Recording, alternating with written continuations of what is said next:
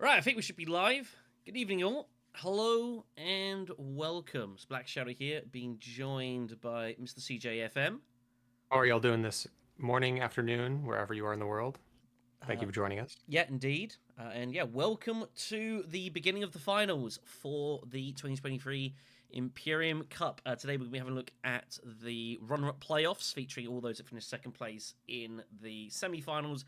And then next weekend we do have the grand finals. It's going to be streamed live here on the channel. It's going to be cards down, for integrity reasons. And yes, I have given you guys an assortment of various memes that have been sent to us on the Discord server. There's been a lot of them. Huge thanks to Crazy Guy for a large majority of them. There's been a lot of really, really cool stuff sent over. It's been a kind of a bizarre tournament, really. Lots of fun stuff, though. A lot of great games, though. Lots of great games. So yeah, some of those to enjoy. We'll show off some more in the grand final. We're going to go through the players shortly. Obviously, leading up to the game, and the match itself will be starting at about the top of the hour. Is the plan? So first of all, yeah, just a quick run through for everything. First of all, thanks to everyone that has been supporting and watching along for the competition games. It has been a lot of work my side, truthfully, this one. But I think that it's definitely been worth it. They've been, games have been super well supported. There've been a lot of fun matches as well. And as I've said once or twice, I think if this competition is kind of like a pseudo farewell to XMO as we move on to Uprising, I think that this format can sail pretty happily into the sunset as far as competitions are concerned. You've seen a few of them, right? Absolutely, yeah. I've been watching them. The biggest thing I want to say to everyone out there is like I have not had the time to cover a lot of these because they've been going on when I'm at work or it's 4 in the morning for me. So it's been a little difficult. And the ones that sort of matched up with my schedule just conflicted with family stuff. So it's been difficult to comment. I think I only commented like two this time, which is really sad, and I apologize for that. It's not my intention to miss out on these, but it is what it is, and I'm glad we did get. And big kudos to Black Shadow for crushing it. Really, I mean, just like you know, elevating this to an art form. I'll say. Yeah, I didn't write down exactly how. I think I've commentated. I think about 60 matches of this tournament. Yeah, I think it was 60. Yeah, About 60 odd, which a lot. is it's a lot of games. This I will answer a couple questions. First of all, apologies to everyone. Some people know, some people don't. The last semi-final, unfortunately, footage for that was lost semi-final D. I did sit there, we did record it, and the footage went into the ether. So unfortunately, wasn't much I could do about that. So really, really sorry about that. This game will be cards down. It's how we generally do these streams. I want to look in doing delays in the future. But I haven't really had the opportunity to kind of mess around with that. I might be able to incorporate that. It's not as easy to do as you think on the face of it, but it's something I'm definitely interested in looking to do at some point. But this will be a cards downstream, as will be the grand final. We are planning to record a cards up version, so we can later upload that on the channel, however. Right. So that is the plan there. So yeah, other than that, so obviously we're getting started in about 20 minutes or so. Yeah, just trying to go through some pieces. Doing it live, kids. You know, like you have no messages at all, and then you try to do something important, and then suddenly everyone wants you. You know that feeling? Yeah, I do. I do actually. Funny enough, I have family in town right now, and my cousin really wanted to come in and see this broadcast, so he was poking his head back there. Like I don't know if you Fair could enough, see him then. back there. Yeah. But yeah, it's exciting though. I'm glad to be here. Yeah, you get a lot more messages than me regarding tournament stuff, so I imagine that right now all sorts of pings and dings are coming in Yeah. on your side from the Discord. Um, so yeah. Yeah, it's part of it. Comes with the territory, I suppose. But it's a pleasure to do these competitions. It's cool to be able to do these, and to get the kind of fields that we do, and be able just to coordinate so much. It's not always easy. Obviously, there's when you're dealing with like competitions of 200 people, there's going to be little bits and pieces that don't always quite work out. But to be fair, compared to the tournament before, there was some real problems with some scheduling at the point in the group stages. This one we had a bit of fun and games with the quarterfinals. Is obviously not helped by the North Carolina event, which of course I couldn't tell anyone was going to happen. So I knew there was going to be problems with the quarterfinal scheduling, but there's nothing I can do. So that's the way it goes. But all things considered, it's gone fairly well. I suppose on the topic of competitions, we should probably make a little pre-announcement here. We haven't like fully like sat down to actually do the proper video for it. But as a heads up for you guys that are here early, the next competition on the channel is on its way. We are well in the swing of getting our first Uprising competition up for TTS, and the hope is to get that announced properly in like the next couple of days, if not, very, very soon. Basically, a lot of the work's been done before the next tournament, or before the tournament finals. Yeah, we definitely before next week. Before the tournament finals. And yeah, it should be a good one. I'm personally right now, I've been working on the video intro for it, so I've got some imagery for it. Don't quite have a title yet, so I can't give you that, but it's close, and we're pretty excited. Uprising has been a lot of fun, and I'm really interested to see what a worldwide like 100-person or plus tournament of Uprising is going to look like. Yeah, so that should be fun. There are going to be a couple of changes I'm making. One of the things that's nice for switching formats from Mixing Mode to Uprising is that it's a good chance to kind of tweak some bits and pieces. And there are going to be a couple of tweaks to the format of the competition, how we schedule stuff, as well as there's going to be a change to the point structure as well. So the plan is that this first one for Uprising might be slightly small scale. It's a little bit of a trial with some of the things we're doing and some of the things. I'm confident the changes will work, but it might be that this one is a slightly quicker format. And then afterwards we'll do like a much more grander scale Uprising. But it depends. If I suddenly get like 300 entries for an Uprising tournament, then I might as well just go whole hog at it, basically. And as always, it's the more people we get joining for these, the more flexibility, and the more I'm able to do with these competitions. Doing stuff like we've done before. If I didn't have like 200 people joining these, I wouldn't be able to do half this stuff. So yeah, as an organizer, getting the people in is really good. But again, we'll have an announcement out in the next couple of days or so, hopefully, detailing more information about that specifically.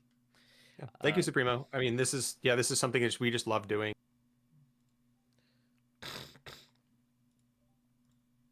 Really, I mean, it's been a pleasure to be a part of this and help design parts of the art and stuff. Black Shadow had most of the hand in like the designing of the actual tournament. I basically did like the art. Yeah, pretty much. It works for anyone, like I'm happy to be the tournament guy. Yeah. All right, then. So we got about 15 minutes to go until the game starts. So we're going to spend a little bit of time going through the players that are going to be in this one. I have gone and spent some time gathering information because, of course, I'm going to do that. So goodbye, memes. You were fun. I might put those up later if we're lucky. Yeah, I know. It's cool. Like, it's amazing to me, like how far-reaching Dune Imperium has become in the sort of sphere of board games, and this competitive setting as well. Like, it really surprises me. Like, if you'd asked me like 2-3 years ago if something like this would be possible, I'd say you're kidding, right? But it's really impressive that like a game like this is able to do events like this and have the level of coverage it does and the level of support that it does as well. It's super, super duper awesome. It's amazing. Yeah. Like, there aren't that many games in the world that have this much of a devoted following. I know things like Terraforming Mars. I know like Agricola. But I mean, this one is really special. Ark Nova tries. Ark Nova tries. Yeah, but they don't have. I don't know if they have any Ark Nova tournaments. Are they having one at the World Series of Board Gaming this year? Well, it was there last year. So was it there last year? I think it was there last year because that's what because Olski was doing was obviously prepping with potentially. Doing that's that. Right. Yeah, you're right. And he was one of the games was that surely. So I'm pretty sure he was. I didn't follow that one. I've been following the Dune Imperium one, of course. I follow like Brass and I follow a couple others, but yeah, that's all I follow. Apparently, Raz at the World Series of Board Games. I got to get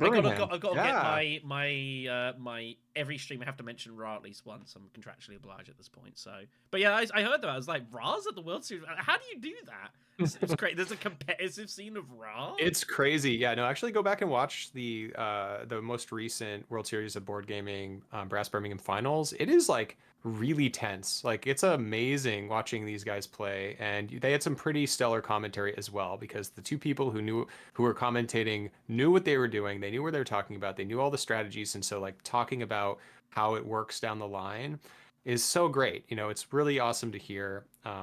So yeah, go check that out. It's a little shout out for WSB. Yeah, definitely. It's a good talk. It's a heck of a thing over down at the Horseshoe. But yeah, super cool, super event.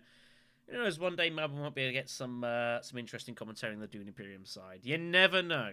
You never know. Also, Supreme, you're too kind. We do appreciate it. Right. Yeah, thank you. So let's go through our various players for the day. So yeah, obviously this game features the second places for everyone that made their way through to the grand final. So this is obviously the game that no one wants to play. But it's still, still get to play live on the channel. And there's still a cash prize up for the winner of this one. So it should be a good little spin here. So let's go through the various players. So first up, we're going to go over at Imbaman. Imbaman came second place over in Group J, which was my group in the competition. As I mentioned in a couple of videos, Imba played pretty solidly, didn't really step a foot wrong. Maybe once or twice as the beneficiary of, chances being taken by other players, but that's the way Dune Imperium goes sometimes. You got to take chances, and sometimes your number comes up, and sometimes it definitely doesn't. But still, 3 wins from 4 was super duper impressive. And then coming through to the quarterfinals, winning pretty convincingly in quarterfinal N, as you can see here. But only managing, again, second place Addy, losing to Toaster in semi-final A. It was a really, really fun game, actually. This is the game with Sneaker Dead, who was, I think, pretty gutted to have not made it through. He did make the runner-up playoffs in the previous competition, the Golden Path Internationals, and of course is twice now a bridesmaid in the North Carolina Invitationals. And I think he was really wanting to make the full distance this time and make an actual crack for winning one of these competitions, but it wasn't to be this time. Really, really super game, though. Imbaman, definitely, I've played him a fair few times. It's a very European affair, this match overall. Again, very, very solid. Doesn't really get anything wrong. Has played, obviously, plenty a ton. What I think is really cool for Imbaman as well is I think back to, the first competition we held. I'm pretty sure Imba played in that as well. And he's had a couple of comps of not having great results in. This is by far the deepest run he's ever made into any of our tournaments. So it's really, really awesome to kind of see that progression over the course of time. And kind of seeing players that were still kind of find their way out, really making good runs later on. I think it's super awesome. Anything to say? Well, I mean, I think you kind of took all the words out of my mouth here. Sorry. I don't really have anything else. Imba's a great player. It always strikes me as really humbling when you see the same players showing up in the top 20 players in the world. And Imbaman has made a really good name for himself as one of the top players in Dune. I mean, all of these players are very well respected and very well known, not only in tournament scene, but in the league scene. A lot of them.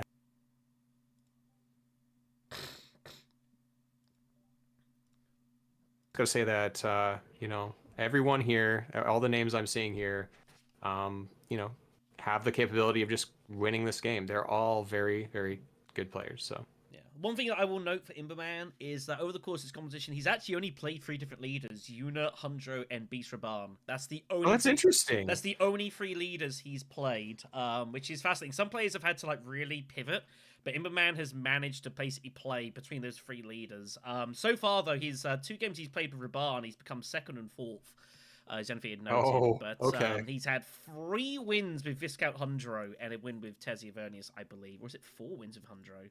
As he looks, you know what? That's one thing I was noting is how wins. many wins Hundro's had in this tournament. It just feels like every time I see results, I was like, it was a Hundro win. Hundro's done well in this comp. Crushing it, yeah. It's great. Well, and obviously there's been the question regarding the rise of the first position in the meta, which has been.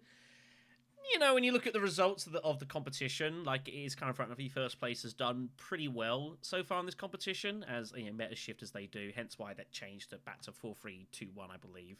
But alas. All right, then. So that is our first player. Next up is going to be the BlackStone, someone that we had the privilege of meeting, actually, at the first North Carolina Invitational. He was a lovely, lovely guy. He came second in group... No, he came top even of Group I. This was Sneaker Dead's group, actually, as well. The two of them pretty much dominated proceedings, locking up the top 2 spots very, very early. And in their inevitable clash, BlackStone did take the win over Sneaker Dead in week 4. Stone had one of the best records in the entire competition, and as such was looking pretty strong, actually, I think, to actually make his way straight to the finals. Good win in quarterfinal F, but unfortunately second place in a pretty chaotic semi-final B, losing to Viscount Hundro by a couple of spice. This was the game also featuring Badger as well, Greedy Grill. This was just a chaotic game. BlackStone made the very brave choice of taking Archduke Armand. This was the game, I believe, where he had the chance of revealing early for Talaxu Master. Talaxu Master, yeah. But he went Arakeen to try and get troops in and get the redraw and missed it. And kind of, it was a little bit tricky from there. But still played, have a really, really good competition and did well, I think, to make his way to second place. Yeah, absolutely. And we note something of note is he tends to play a lot of Count Ilban.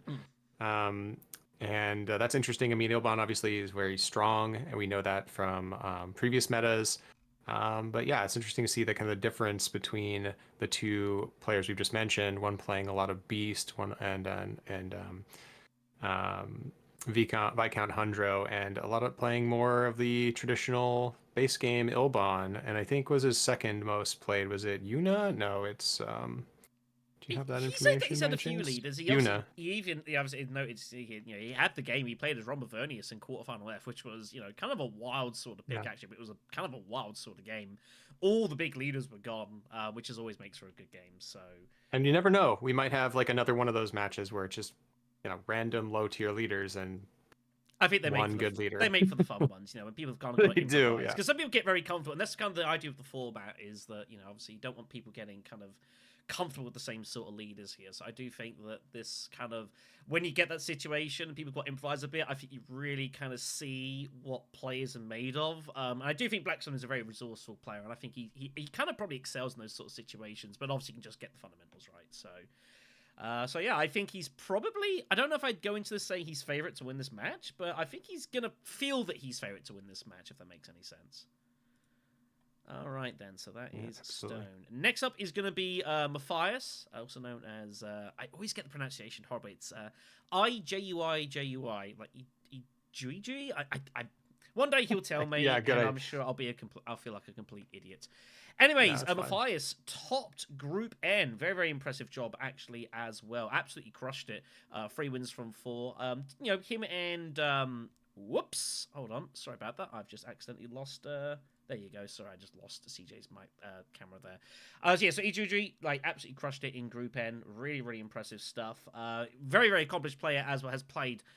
I dread to put a number how many games of Iximo this man has played in the course of his life. More than me, most certainly. An absolutely insane amount here. He crushed it his way through to the quarterfinals. Came through very narrowly in quarterfinal K, only just getting across over. It's this guy again, Cherry J and Shadow Blaze, you can see. And then, came unfortunately second place to LSR, who had a really, really strong semi-final, played really, really well with Archduke Armand. It was kind of it ended up as like a bit of a scrap for second place. Mathias only just getting over the line in the end, not by much. TAF Live kind of got a bit screwed out on the last draw, which is the way it goes sometimes. But regardless, though, still played pretty good. Mathias has played a lot of different leagues as well. Like he's someone that I think he basically played I think pretty much anyone. As far as I'm concerned, and he has shown that as well. He's played a lot of different people, obviously with Helena, Tesia, Baron. He's also Ilban's in there, stuff like that. Yuna, he got a win with as well. So he's someone who has played, I think, different leader every single game he's played, which not many people can attest to that. It's not a requirement by any stretch of imagination. Personal goals. Personal goals. Well, it's worked for him, and I think it's good. That shows that kind of level of flexibility. And I think that's really strong. It's something you need for these sort of competitions when you're playing sort of 5, 6, 7, 8 games. Like you need to have a more diverse set of skills than just 1 or 2 leaders, which hence why the hidden picks format exists, which we'll talk about more in a second. And he's shown he's more than capable of dealing with that. Again, 6 games, 6 different leaders, and he's won 4 out of 6. I'd say it's pretty good going. Pretty good. Yeah. Very impressive stuff. Last up, then, we'll have a chat. This is kind of cool to be able to actually have a chat as well. Is going to be Ozymandias, as we mentioned about the hidden picks. Ozzy is the one who helped develop it in the first place, and he does have his credits at the bottom of the mod. Really, really cool to see Ozzy make a really, really deep spin. He came through as second placed in Group D, second only to Toaster, who unfortunately. No, Toaster is in the finals. So really cool to see both of them make his way, to this sort of stage of the competition. Also featured Cheezel as well, who was not able to commit to the knockout stage, hence why he's at the bottom there. Yeah, Aussie's had a bit of a fun old trip through this. 3 wins out of 4, very strong group stages. Pretty much crushing it, but it was very nervy in the knockouts. You can see here, twice second place. And ultimately he had a long wait in quarterfinal D, hoping that he would manage to squeak through as one of the only fast losers, very few fastest losers to get through to the semis. He just about held off. He came and watched several matches that were being played to see if he'd be knocked out, and somehow he made it, so fair play to him. And then, semi-final D, unfortunately, is the game where I lost the footage, so unfortunately I've got no way of showing it to you. But the TLDR of the game went 8 rounds. Matty, who's in the finals, basically played as a lazy at second spot, gambled in round 6. The game was going to go round 8, drew out about as well as they physically could have done, and the game did go round 8. Everyone just taking points from each other as they do sometimes, and had to just bide his time, wait for his spot, get himself through the final. And it was just an absolute complete scrap for second place. Aussie managing for, I think, the 3rd time in this competition, be the beneficiary of Chalmurky tiebreak to progress or win a game, which is bizarre. Like there's so many people that buy Chalmurky and it does nothing. He's had 3 out of 6 times it's been of use to him, which is absolutely insane. Heck of a statistic. Also interesting to note is, of all the players in the runner-up finals, Ozzy's probably got the narrowest range of leaders that he likes. He really likes Helena, and he really likes Ekaz. So if we see an Ekaz in the row and he has priority, he'll probably grab that. Maybe a Helena, but those are kind of like his go-tos. I'm noticing here, kind of a pattern. And did he play? You say he played Elisa in the finals, in the not finals, the semis. So I mean, that's kind of crazy though. Like he's mostly like playing these like bread and butter leaders, and then to go out of a limb on a limb and play Elisa in the semis is kind of gutsy, right? I mean, I know a lot of people really like her. I've never really found my groove with her, but yeah, I mean she's pretty strong. Elisa, I've always said, in the right sort of board, I think it'd be really strong. If you've got cards, like Gola and those. If you've got it's all about single access graph cards for Elisa. That's what makes her super duper good in XO. To be fair, I believe his choices was Elisa, Paul, and Ariana. I believe. So he kind of improvised. I mean, you take the best one. It was one of those. Sorry. I mean, Paul Sorry, Paul. Paul was also a good shout. It was pretty close between the two. He went down the laser path. I don't think he got a ton of grafting going, but again, just had to kind of bide his time and wait for the opportunity to come out, and it did. So fair play to him. But yeah, as for Aussie, yeah, definitely. Like Aussie, has played pretty solidly. Has played a lot of either kind of deck builders or has played a lot of like faction dudes. Obviously, like Duke Lido played them in both the knockout games. And then going into the group stages, Armand, Helena, so a lot of very much kind of not particularly confrontational leaders, kind of happy to let other people to kind of take the chunks out of each other, and has at least gotten straight through to this match. But unfortunately for this game, it is winner only that gets through. $75 for the winner of this match. There is nothing for second place, so there could be a little bit of leader bashing in this one, but yeah, all comes down to the format. I was going to say, if you haven't seen Cheeseable's newest video about sheep and wolves, you should go watch that, because it reminds me of that. Because Ozzy does kind of play more of a sheep strategy, where he plays a little bit behind, a little bit less aggressively, which is interesting to watch. So sometimes you got to do that, especially at Uprising as well. This is something I talked about like in the top 5 series. Also, thanks to everyone who watched the top 5 series videos. They went down really well. I'll probably look to do some more of those in the future once I've got a couple of topics to talk about.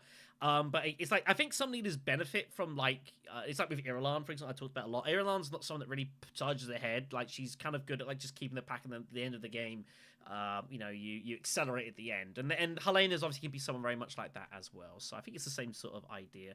I mean, some players just prefer that. Some players are more than happy to just basically make themselves a target and go out in front and basically say what you're going to do and be a front runner. Other players are more happy to kind of take a bit more of a passive role, It goes both ways. Right. We're going to get the players in here, and we're going to start this up pretty soon. So, you know what? Let's get the party going. Yeah, definitely. So everyone's going to get themselves started in here. Once everyone's in, you'll need to reload the board. Yeah, will do. everyone in? We're missing. Oh, everyone's in here. So let's reload the mod. All right. I'm hoping this is going to work because actually there's technically 6 of us. So if it puts us both down the table, we might have to we have to keep reshuffling until we don't both come on the table because it's going to try and shuffle us both onto the table. That's okay. Even if we're in gray. Yes. It was a change they made. So okay, we'll fix. Once the board loads, there we go. Still loading for you. Yeah, it's good now. Okay. So we've got go to 11. We have Are we using hidden picks, right? Yeah, hidden picks. And 6 leaders removed. It's 8. 8 leaders removed. 8 leaders removed. 4, 3, 2, 1 or 4, 3, 1, 2. I can't remember. 4, 3, 1, 2. 1, 2. All right. We want streamer scoreboard and Red go first and submit game. Submit game. All right. Ready to go. Let's shuffle players. Okay, we're going to reshuffle because unfortunately I'll just go into black. We're reshuffling? But we're going to have to, yeah, because if it shuffles both of them off, we're not going to know which way around to put them. Oh, I have to do it again? 2-6, guys. Yeah, because it's shuffled us both into off the seats. If shuffled us both on the table, if there's only one, like you can get away with it. Because you just shuffle whoever went off the table on and vice versa. But if it does it both, then yeah, this could take a moment, folks. We do apologize. All right, I'll reload it for a second. Board. Yeah, shuffle the players first. Put Imber and Ozzy in the correct seat. In the correct seats. Yeah, we're just getting the order sorted out here. So 2-6, guys. So if you shuffle. All right, hold on. I gotta hit all of this stuff first. Any shuffle you can do before any of that. Oh, okay. You can shuffle first. So what's this saying? Cannot field gray user data. What? Put yourself in black seat. Okay. Bizarre. All right. Oh, there it goes. And we both got shuffled in again. All right. All right. Fun times. How's it? Event. Yeah. Sorry, guys. So.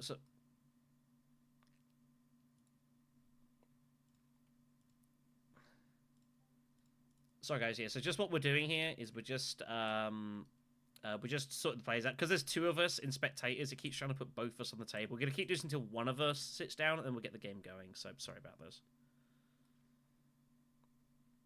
I know, right? There we go. There we go. That works. All right. So I need to go into grey. Yep. Imbaman goes into yellow, and then black goes into that. Okay. Okay, we got there, guys. Woohoo! All right, then. And 8 removed. Red go first, submit game. Streamer, scoreboard, go to 11. Everything is checked. Is everybody ready? I'm messaging them to ask. Or attempt to message them to ask. Normally, I'd be in a call with them beforehand, but obviously we're, streaming, so it's a little bit trickier. Yeah, it is a little bit. So just making sure everyone is good. I don't know if they're in a VC. I think they are. They are in a VC. There they are. Okay. All right. Guess we're going to get ourselves ready to rock and roll then. So there's going to be cards down, although the later recording will be cards up. So let's have a look at the opening row and text then, shall we? We've got Ozzy in the first seat, which means it will be BlackStone to pick first. We cannot see the leaders because I'm in grey, so we'll have to choose that in a moment. But have a look at what we've got regardless here. So opening cards here, we've got From the Tanks and Contaminator in the Talaxu row. Contaminator is a pretty fun card, very popular. Cheap, faction access, Beatles is always pretty good. Grand Vision should be every single conflict. Well, we've got the Canley.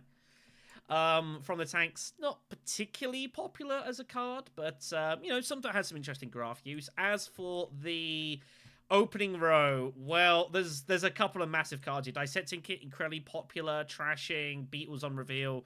And the Talaxu Last Looms. He is sitting and waiting for someone to choose. This is the sort of row that, this appeals to, a Helena, an Ekaz. Try and get these rows. Corrupt Smuggler is fine-ish. And it's fine. Ambush is very quirky. There's also potential someone might just rip this row. If they've got, a pretty poor hand and, seat 3, seat 4, they might rip this to protection. Attack-wise, those is also pretty wild. We've got Memo Quarters, incredibly popular. Wild access and potential endgame points really strong. Shuttle fleet here, also very good. So lots of faction stuff going on in this game. And then Disposal Facility, which is also not a bad card by any stretch of imagination. Disposal Facility is kind of not been the most popular in this competition, but I still think it has a lot of fun potential use. When the game ends at round 7, it's sad. When round 8, it's better. You know, I mean, it's not a outrageous shout. So yeah, so interesting. We got some cards that are probably going to get blown up right away, I suspect.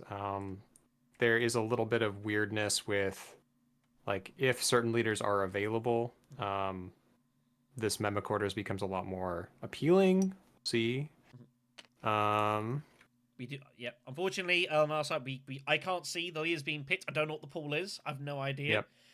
But again, like, but there's a bit of time being taken on the picks here. Not automatic. Sometimes you see people draft, it's just pick, and it's just like straight calls. But I especially think it could be an interesting pool leaders here. People kind of having to improvise. It's also, you know, it's a big game. Like, again, this is, you know, being done live. This is, you know, the runner-up playoffs after a pretty long, grueling tournament. So I do expect the pace of play to be a touch. So the stream right now is being done in cards down in Graveview. We will do a video later on with the cards up so people can see how it looks that way. And it's pinned, by the way, that information. But yes, this will be reviewed for everybody. Cards up. Should be a good time. Okay, so Mathias now on his last pick here.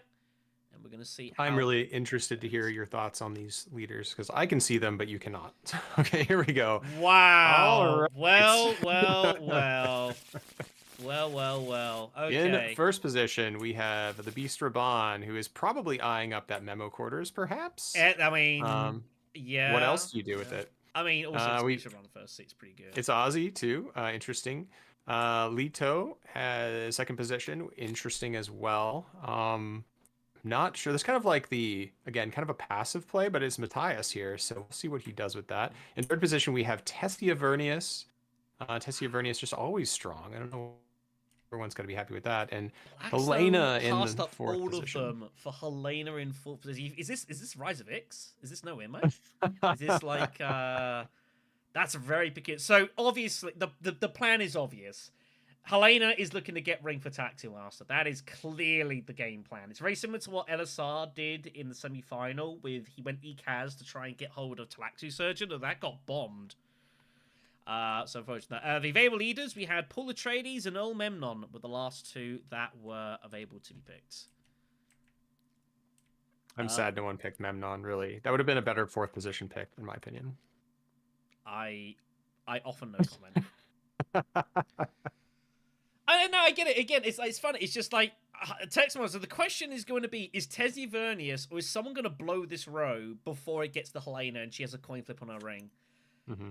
Well. Okay, so Beast Raban goes immediate still suits, which suggests that he does not have shipping access. So Duke Lido's going to probably get round 2 Swordmaster, double smuggling. He gets the reduction with Landro popularity, so Lido will be a happy boy. This is an interesting choice from Beast. I wonder what their plan is next. Like, is this just a Memo Quarters play? Like, are they just going for that? It's a good question. I mean, there's no money in the conflict. If there's money in the conflict, I'd assume it's a Steel Suit, great flat Conspire Swordmaster play. But there's no money in the conflict. And although Lido would get the shipping quickly, it's only going to leave Beast at 7 Solari. So maybe if he's got his other, it's kind of tricky. I'm not too sure what he's going to do. Because if he has his ring, going in after Beast is still a bad idea.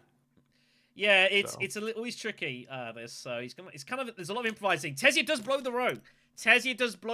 She does. However, peels off Guild Bankers, Treachery, Long Reach is now available. So, but it's harder for Helena to get hold of that. I think that's a wise rip there from Tessia. You cannot allow Helena to get hold of Talaxian Master round 1. You just can't do that. I mean, all of these cards are still great for Helena. So, I mean, they're all great cards in general. They're all solid, but I think that was the right call from Tessie Vernius. If you just can't allow that. So, Imbaman first up here. Weird opening. No one's going Fold Space. Fold Space looks good for Tessia. You'd think she'd just Fold Space and then hit another faction and then use a ring. But if she's drawn a ring first round, this is tricky. If she's hit ring first round, she probably has to still go Hardy Warriors and then use her ring to shift across to spacing and win the conflict. Again, it's a wild bump at skirmish here. But she's also a bit worried. Like, Beast Raban, obviously, is threatening everything here. He could be going Carthag with his ring. He might have double Diplo. He might go Hardy Warriors if you don't. So, kind of, it's a bit tricky. I think Tezia's gonna...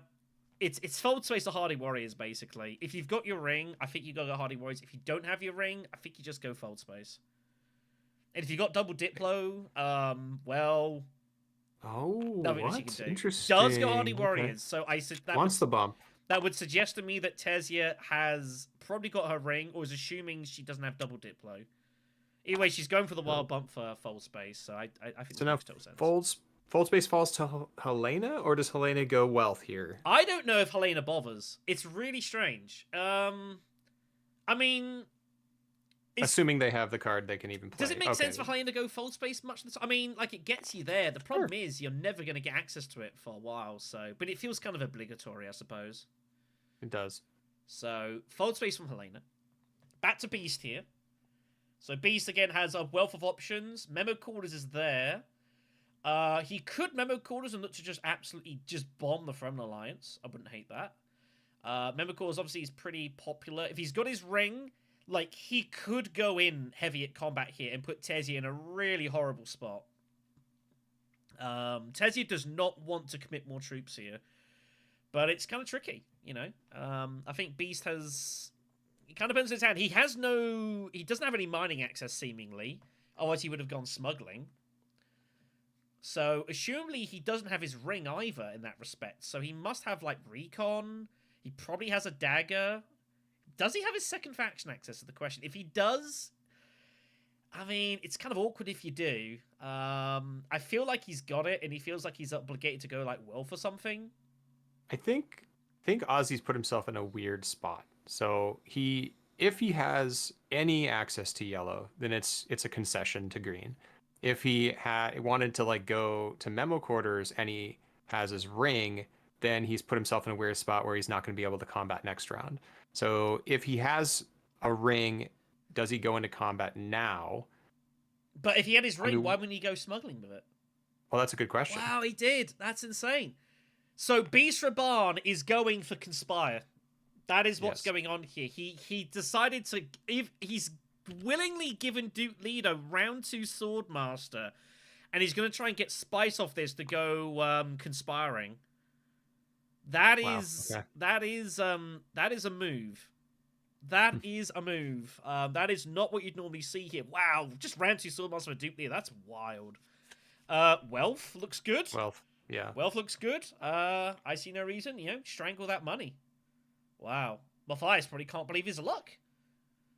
It's a very, very good start for Mathias. Yeah, I'd say good start for the others as well. I think Helena's not too unhappy with fold space, but we'll see if it can actually turn into something useful later on. If Tezia has access to tech negotiation, I think that's where I'm going here. Yeah. Tech negotiation, and then like you just give yourself a million options next round. You got your ring, you can win the combat. You're maybe slightly scared Helena might occasionally... No, he's just going to reveal. Double daggers. Not interested in going Mimic Orders. Okay. Guild bankers, a long game. Long game from Tessia. Guild bankers makes sense. Yep. Yeah, totally reasonable. Gonna go Contaminator as well. Faction access. Yeah, I don't hate it. I could have potentially got Memo Quarters, but, first pick of the row is also reasonable. So did Helena have... No, Helena did not pull a dagger, but she'll go for Memo Quarters instead. So Tezia's going to need to obviously get access to... She will get access shipping. She should get access before Helena does. Either with Ring or whatever else, so no real danger here. Right. Beast Raban with reveal of 4 goes for Benny's sister. Always solid. Duke Leto's going to reveal for 4. No ring for Duke Leto. Didn't want to... Not the best time for him to draw it. I think this seems reasonable, though. He's going to rip it here. Not a good row for 4. Makes sense to me. Oh, dear me. Oh, dear me. Well. That is monstrous. In the Shadows and Dissecting Kit for Duke Leto and round 2 Swordmaster. Is Mathias early favourite here? I think so. I think Mathias is early favourite here. 5 for Helena. The others can... Yeah. 5 is good. Does she go for Jamis? Does she go shipping? Fufia? Or does she get really greedy? We've seen someone rip Fufia off the first round. Oh, she had 6. Sorry, she's got Just 6. tech Yep. negotiation. Okay, that's a better play. Yeah. Yeah, treachery is great. Yeah. So Mathias, massive early start for him. Combat will be resolved as per. Tesia with the bump and the spice. Couple of spice for Ozzy. We'll move on here. Yeah, for Team Black Shadow, I wish I was playing. BlackStone. Oh, BlackStone, sorry. Well, I mean, he chose Helena round 4. He went for your strategy of picking Ikaz for Talaxia Surgeon. Same thing happened, someone ripped the row, so... It's okay, getting a compensation in a treachery is not a bad thing. Yep, so obvious play is obvious for Lido. Smuggle, Swordmaster, he's got Faction Access coming as well, so he's, very, very happy here. Mathias wants to get to Selective Breeding pretty early, I think, in this game. Wants to get his couple of rubbish cards down, get In the Shadows up and running after the races. So Tesia Vernius is going to... So she's going to get hold of Member Quarters and Shift here. So which race round is she going to... She's going to use this to... she's going to bump up and use this icy what's going on. Go get this. So Member Quarters to get that. Access. She'll discard for a Spice, and then she'll shift from Fremen, assumably, to take the spacing bump. Get rid of 100%. Seek Allies. Doesn't need it. Yep, makes sense. And then that will give her the free coins so she can try and accelerate her way to Swordmaster. Makes total sense. Yep. Pretty great start for Tesia. Yeah, so bad news for Helena as well. Helena now hoping to pick up hoping to pick up Member Quarters, but that has been denied. Next up is Hollow Projectors. I mean, that looks pretty good for Lido. He's got some unload cards. That could be really fun.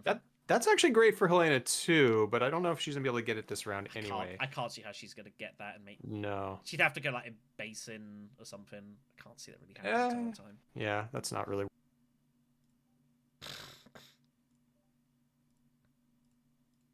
We know that she has her other access cards. So is it just a fold space? I mean, you got to wait two rounds it's Guild to Bank get Interstellar. You know, I don't even hate Helena trying to win this. If she but she'd be 1 coin short for Swordmaster is the only problem. She's got the Garrison though. Lido, it's kind of weird. So Lido's gonna have action economy here because he's obviously getting the Swordmaster for anyone. Is there a world Lido maybe even goes like Mentat and Swordmaster? Just desperately trying to find his In the Shadows. He definitely... I think he's got both daggers, hasn't he? Yeah, I think he does because he's drawn everything. So he could go Mentat Swordmaster and try and fluke his In the Shadows. Even Dissecting Kit wouldn't be a bad draw. You can use that to get rid of his other dagger. So might be of some interest to go Mentat Swordmaster here. Helena I think is just going to go Basin and just pick up the loose spice. And kind of keep her options open. Maybe there's some disposal facility from Helena. But this is not really where BlackStone wants to be here right now. It's not an ideal spot for him. Puts the 2 troops in. Pretty straightforward. It's not ideal, but I think he is eyeing up that Hollow Projectors here. If he can trigger that a couple of times with Treachery, that looks and feels pretty good. Get you through your deck, finds another Treachery later on quicker. So yeah, we'll see. So Beast Raban, he's obviously going Conspire. The only question is, does he go to a city first or city second? I think he should go city first, I think. Put in 2 troops and then Conspire afterwards. I think he should get himself to Carfax. If he conspires, there's worlds he might get shut out of putting troops in. He obviously wants to go Conspiring and get a reward in Conflict here so that he can get his access to his Swordmaster. That's a great shout, boss. That's there was a line for Still Suit.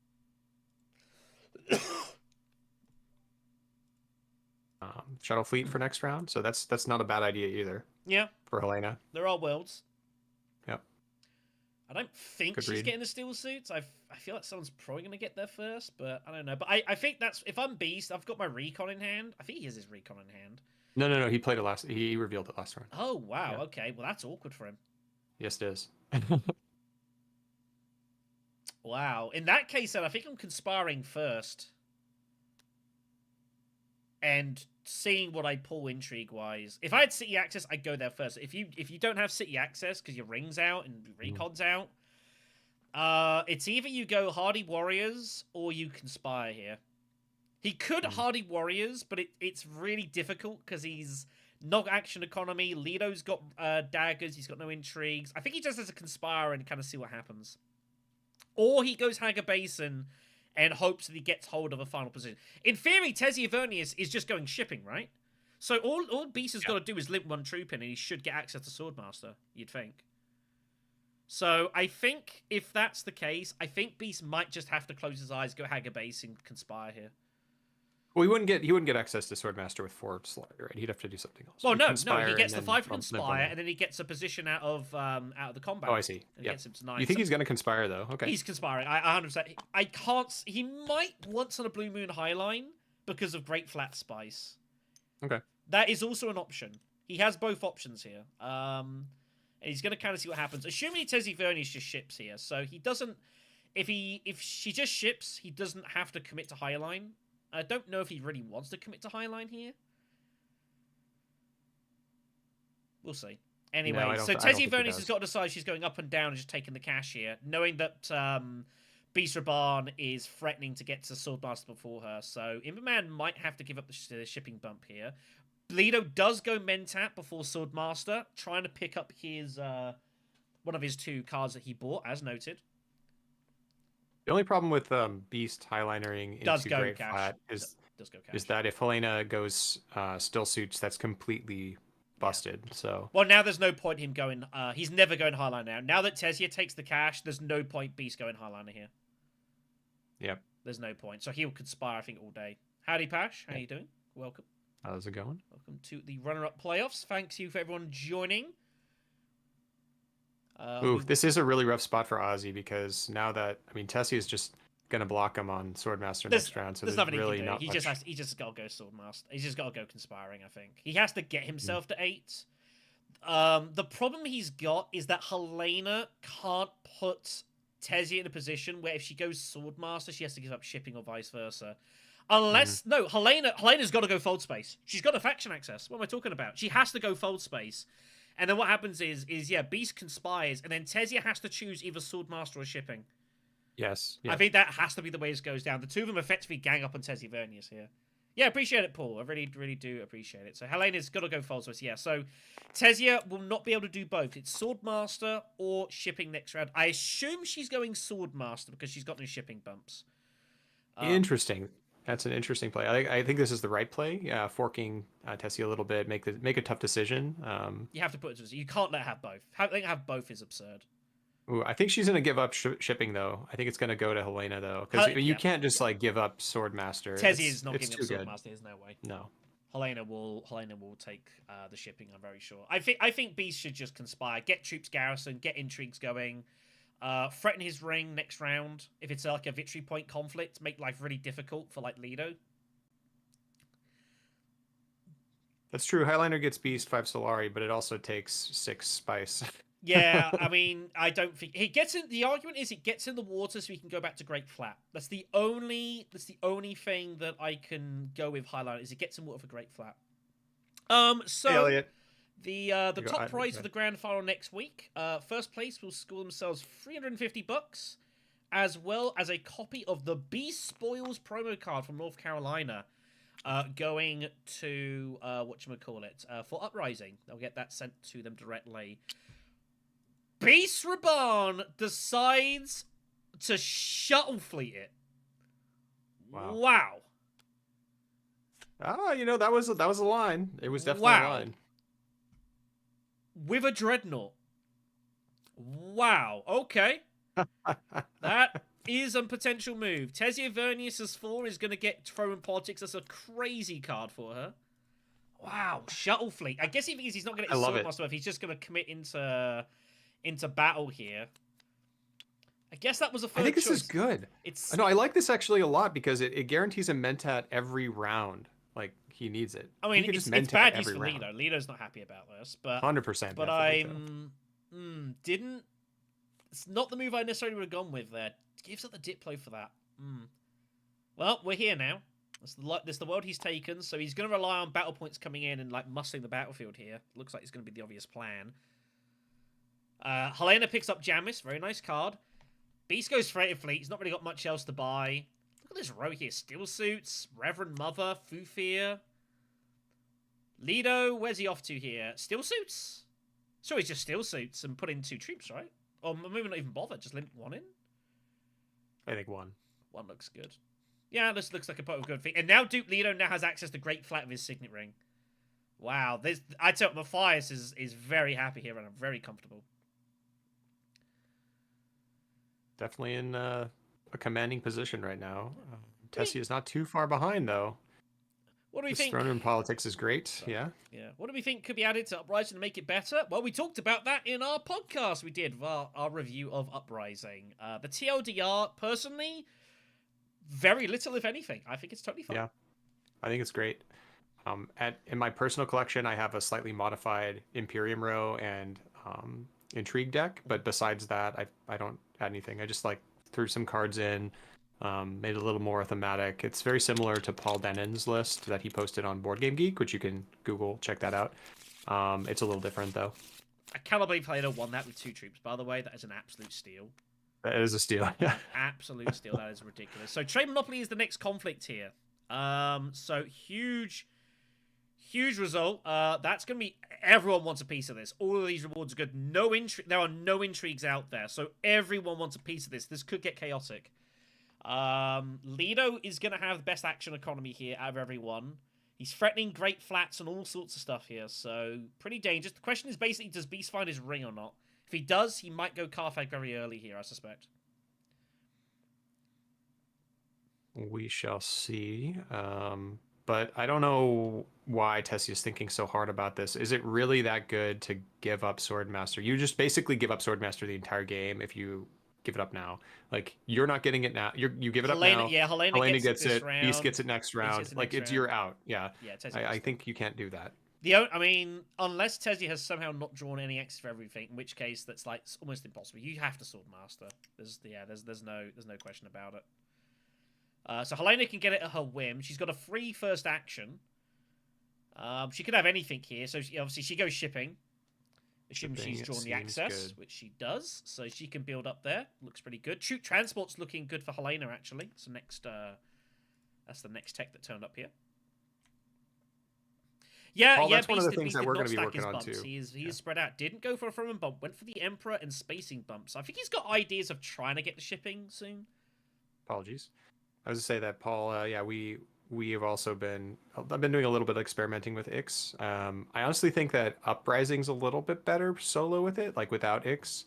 But I think they're both really fine. I mean, it just depends on what kind of a pace you're looking for. You add Ix and Immo, and it gets a little bit nuts. But yeah, Ix by itself is probably fine. Right, so it's going to tell us a lot about B's situation. I think if he's got his ring, he probably has to get pretty aggressive here and probably get to get stuck in pretty much right away, straight to Carthag. And it's going to be really hard for anyone to really do much about you. Even if you just got Recon. You're not getting to great flats. If you've got faction access, I don't think anyone's going fold space right now. You could probably wait on that. You don't want to spend any money, obviously, because Shuttlefleet will get you to sue your Swordmaster next round. He's looking at his card draw here, so maybe he's eyeing up some Arakeen. Mentat. Wow, okay. Well, wow, what a hit. Wow, so he must be intending to get to wealth. That's an interesting point. Mentats it. It's either, or he's thinking, well, if I'm going to win this conflict, I need to get action economy on my side as well. That just hurts. That hurts Leto, right? I mean, I was just thinking, like, that's such a hit to Leto. Like, it's not great for Leto. It's not ideal. Really bad. But there's not much he can do, really. Lido does not have to go great flat immediately if he doesn't want to. No one can threaten... There's no intrigues out there still. So he doesn't have to go there urgently. Is there a world... But Lido could just go early High Council. If he's got the council access somehow. Yeah. Like, he has got... whatever you want to call it, dissecting kit, he could go early High Council. And I don't hate that for Duke Lido. I think that could be really strong for him. Like, round 3 High Council, and you've already got your Swordmaster. That's huge. I think he's going to go great flat first anyways to give himself some options. So who's ahead? That's a tough question. I think Lido. I think Lido round 2 Swordmaster immediately. He's got dissecting in the shadows, and he could well go High Council almost immediately. For me, it's Duke Lido is early favorite here. Yeah, Lido or Tessia, I think, are doing very well. Yeah. Dagger goes, trashing begins. Definitely the right line for Lido. As I said here, Lido, I think he's going to go selective breeding. I think he wants to basically just trash as much as humanly possible, get in the shadows going, and use that with his ring just to bully alliances. Tessia is not going to enjoy this.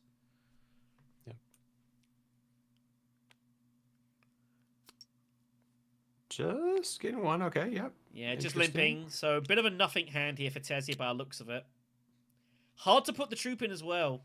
It's I, like you huh. kind of want to, but it's uncomfortable because of Helena. Don't have to put in right now, but I get the impression Tezia's maybe she's eyeing up getting selective breeding herself, but I think Lita's going to cut her off. That's the This is impression for me. interesting. Tezia looks like she's going selective breeding, I feel, or she's trying to. Got to have a really awful hand if this is the play, right? Sometimes the way it draws out. That's my assumption of what's going on. I could be wrong. I don't. It's just if you're going Imperial Basin like that, it just reeks of selective breeding to me. But we'll see. So back to Helena. Helena didn't pull access? Oh, no. Nah, she just didn't really want to use fold. She Wow. didn't want to use Yeah. fold space for it, apparently. Which Okay. I don't blame her. I wouldn't want to really use fold space if you don't have to, but if that's all your access you've got, there's nothing you can do. So, unless she's intending some other trickery going on here, we'll see. So Anyways, this is a weird, yeah, this is a weird play. Then what has she drawn?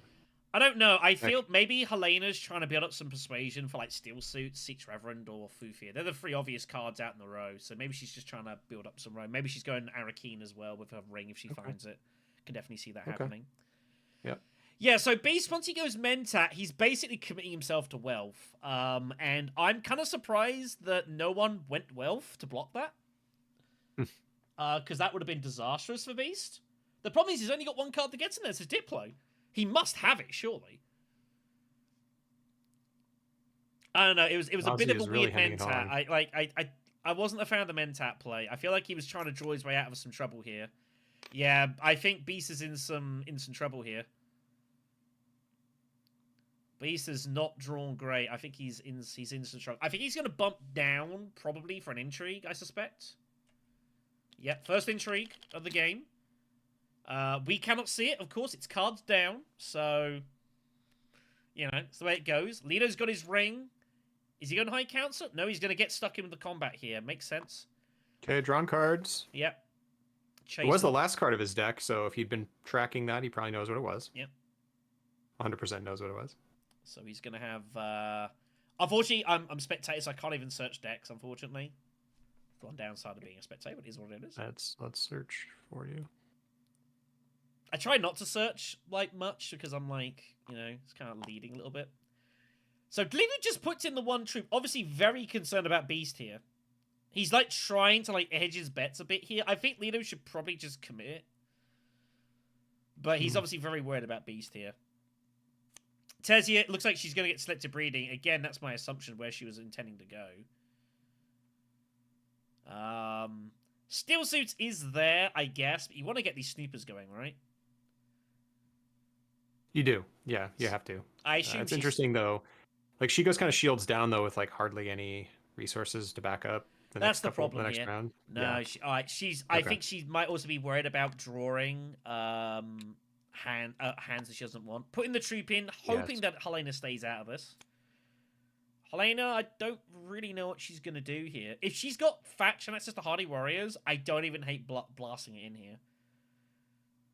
It's not even the most outrageous proposition. I don't think she will. She could just hit fold space. And just use that to get the alliance and get ahead of that. It could be Carthag if no access. Carthag would be pretty Carthag's solid. always there for Helena. Can never count that out. But I think she's got faction access. I wouldn't hate that. No, Carthag's going to be. Now, does Helena get stuck in here? I feel like she probably is.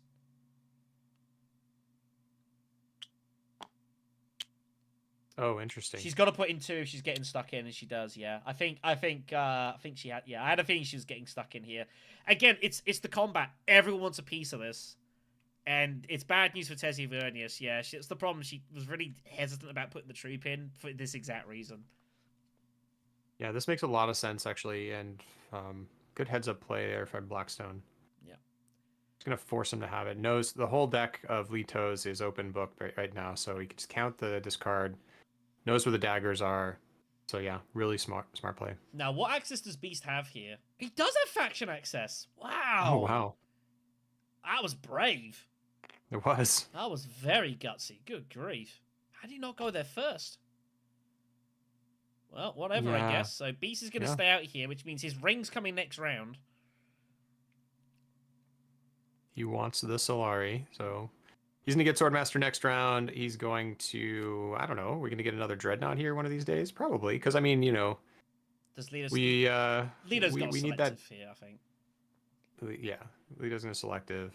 He's got in the shadows and dissecting is his hand. Actually, does he want to? I mean, he probably doesn't want to draw, right? Is like I mean, maybe discard not. I pile mean, you could go secrets, I garbage. guess. He's got in the shadows. Yeah, he's going secrets, Yeah. so he can redraw his cards. That's what's going on here. Yeah, his discard pile is garbage. He does not want to redraw. Yeah, that makes I mean, sense. it always feels good to cut cards, but it feels bad to draw bad cards. Yeah. So, yeah, secrets makes more sense. But he has to get in the shadows on the line, so it makes no sense there. Talaxia Rose kind of quiet here, truthfully. From the tanks and Usurp, I don't feel anyone's going to pick Usurp this game. So they're probably just going to go into Beetles here. Liaison for unfortunately, as much as I love seeing Usurp, and it is like the poster child for this tournament, I guess, poster card for this tournament, it's all like a round 1, maybe. Yeah. It's round 2, rather, maybe, if you ever get that far. Yeah. So everyone's going to get intrigues here. Helenia's going to get an intrigue. Lido, I think, is probably going to get an intrigue here. Is Helena going to win 2 battles in a row with 2 troops? Surely not. That's insane value. Just 1 persuasion for Helena, though. Nothing to buy. Beast with 4. Oh, that's why he went smug. He had Freighter Fleet in hand in case he got blocked here. Oh, double cross. So who's he crossing here? Helena? Yellow, probably. Or does he cross out? He's probably going to cross out Tesia. Tesia doesn't really care. She was getting nothing for the conflict anyway. Yeah. So it's not really a big deal for her. Like, it's not a big deal. She won't be too upset by that. I guess that's why Beast, had Freighter Fleet. It's why he went smuggling first. Do you want the extra intrigue or the water here? What do you think? Probably water, right? I think you want to get intrigues. He's surely going into combat next round. You want intrigues behind you. Right, fair. Intrigue, yeah, okay. 4 persuasion. Seeks reference seems an obvious pick here. Oh, no, I like double cross though. I feel like that might have been a little premature to pull the trigger on double cross. It's a strong card. Didn't have to get involved. No, he could have kept that for later, like for something unforeseen. Yeah, I think maybe, but I don't hate it. I imagine Beast will take intrigue. Yeah, Seeks Revenant looks really good. He can use that to trash Freighter Fleet at some point as well. So Shadows is there. Dissecting Kit is not yet active. He is down. He's not got his marker yet. So he'll have to wait for now. In the Shadows is live. I don't think he'll buy anything for free here. Nope. So, does have anything interesting? Helena, I don't think will play. Only question is with Mathias will. I imagine he's going to pass here. Yep, he does indeed pass. War and Intrigue. Helena gets the double shipping bumps and a troop. She's going to bump down and up. She's not interested in any techs. This way she gets the 2 bets of shipping, and Helena will be very happy with this. Yeah. Does she jam for an alliance? If she's going to commit to a spacing alliance, she's got to do it now, you'd think. She's a little behind on the tracks. That's one thing that Helena has against her right now.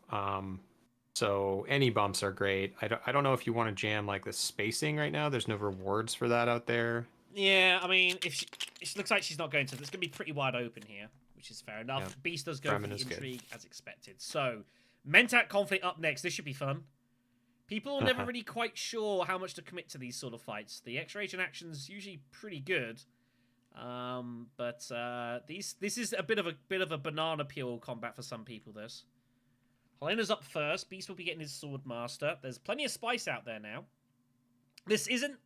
I don't know if Beast is that happy to see this conflict. Although saying that if he wins it, he would have action economy next round. He'd be first and last to act, which is pretty cool. But obviously, I think Beast was hoping for some victory points here. No combat VP yet in this game. 4 rounds deep. True. It's going to go longer then. You won't be the happiest about it. Especially Lido's going to be like accelerating really heavily late game. That's one of favors players who are playing a little bit more sheepishly, right? Who play for Spice Mist Flows and... Yeah, we'll see. More likely. So Helena's just going to focus on her friendships here. Having used fold space to do it, so that's twice now she's used fold space cards to non-faction spaces, which doesn't feel the best. But that's the way it goes down sometimes. Siege access acquired for Helena.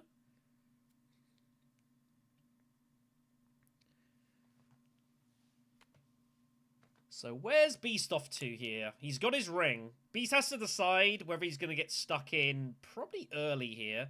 Helena's sitting at 6 spice now. I don't think Helena's... Although she's threatening Highlanders, I don't actually think she's going there at all. Not for this combat, no way. No way. So I think if Beast decides to commit with like a ring to Carthag and put everything in, I think he'd probably win it as well. Mr. Denon, how do you do, Welcome. young sir? How are you? Welcome. Thank you for watching. No worries. We are cars down 4 rounds deep. Been an interesting game. So I still think Lido is probably... I don't know. It's I think Lido with Ring and In the Shadows online dissecting, like looks very, very formidable. Anyways, back to Beast though.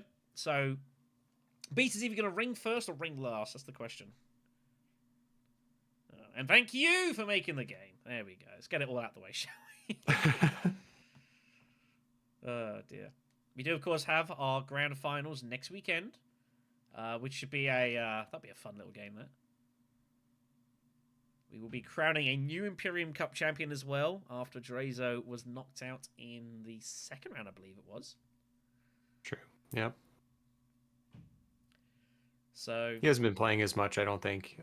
He's been doing real life stuff. So are there worlds where Beast keeps hitting Mentat? Because he doesn't have to go Swordmaster if he doesn't want to. But the problem is, it's like he's probably got better things to be doing with his time. Yeah, I don't know. I think if he has 2 access cards, then he's got to wait on Swordmaster. But does he ship here? Is he shipping? He might be. Yeah, he might shipping. be garrisoning up. Oh, he's thinking the troop transports. Does he have Cull? Does Beast Reborn have Cull? And trashing out Freighter Fleet for troop transports? I wonder.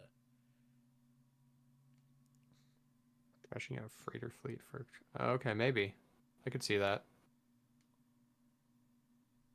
And so the movie questions begin. If it was going to take too long.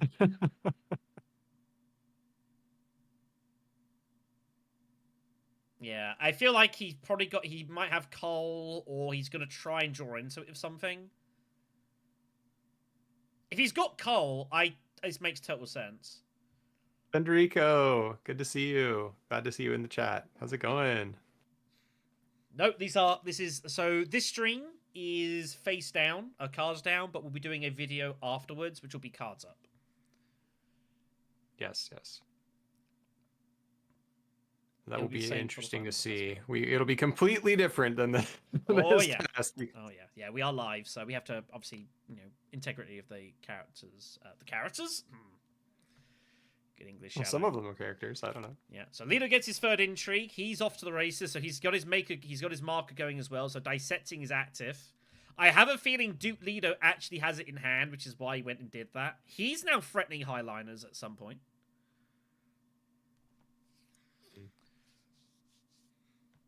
This seems like a waste to go Highliner this round, though. I don't know. Well, he's threatening it at a future point. He might. I don't think there's anything to do it now. Like, you don't often see the... But I don't know. The thing is, if Beast Reborn doesn't go fold space, maybe there's a world Duke Lido legitimately highlights just Garrison's troops, more or less. But then why don't you just go fold space, I suppose? Yeah. I don't know. We'll see what Lido's up to. Yeah, we'll see what they got. But he's threatening. He's got all the options ahead of him. Oh yeah, definitely. I do think. Like, if I had to put money down on anyone, it'd be Mathias.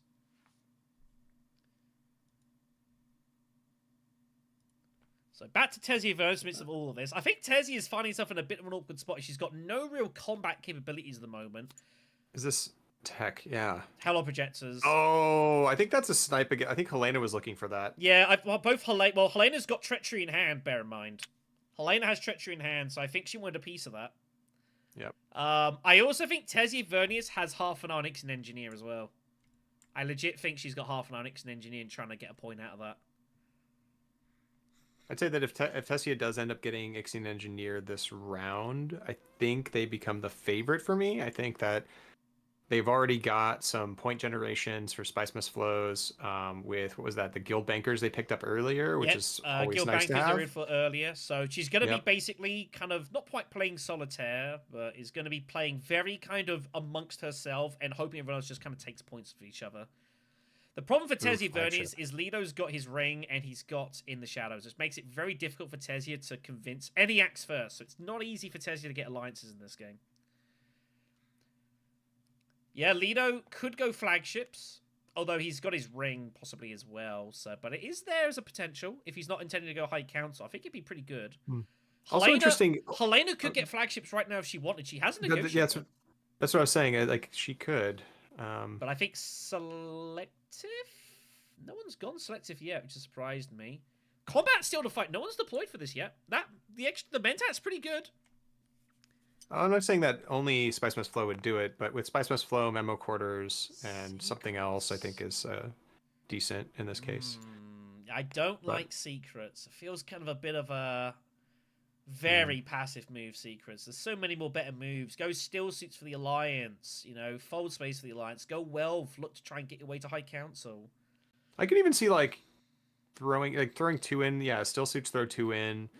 If you go Still Suits, throw 2 in, you're getting at least second place here. I think you're getting first place, right? Because you got, as you said, the treacheries in hand. So Beast has got his ring. I think Beast is going to try and take this Mentat away. Mentat, Secrets it is. That's a very curious move. I'm not a big fan of it. It just feels like you could be a bit more assertive here.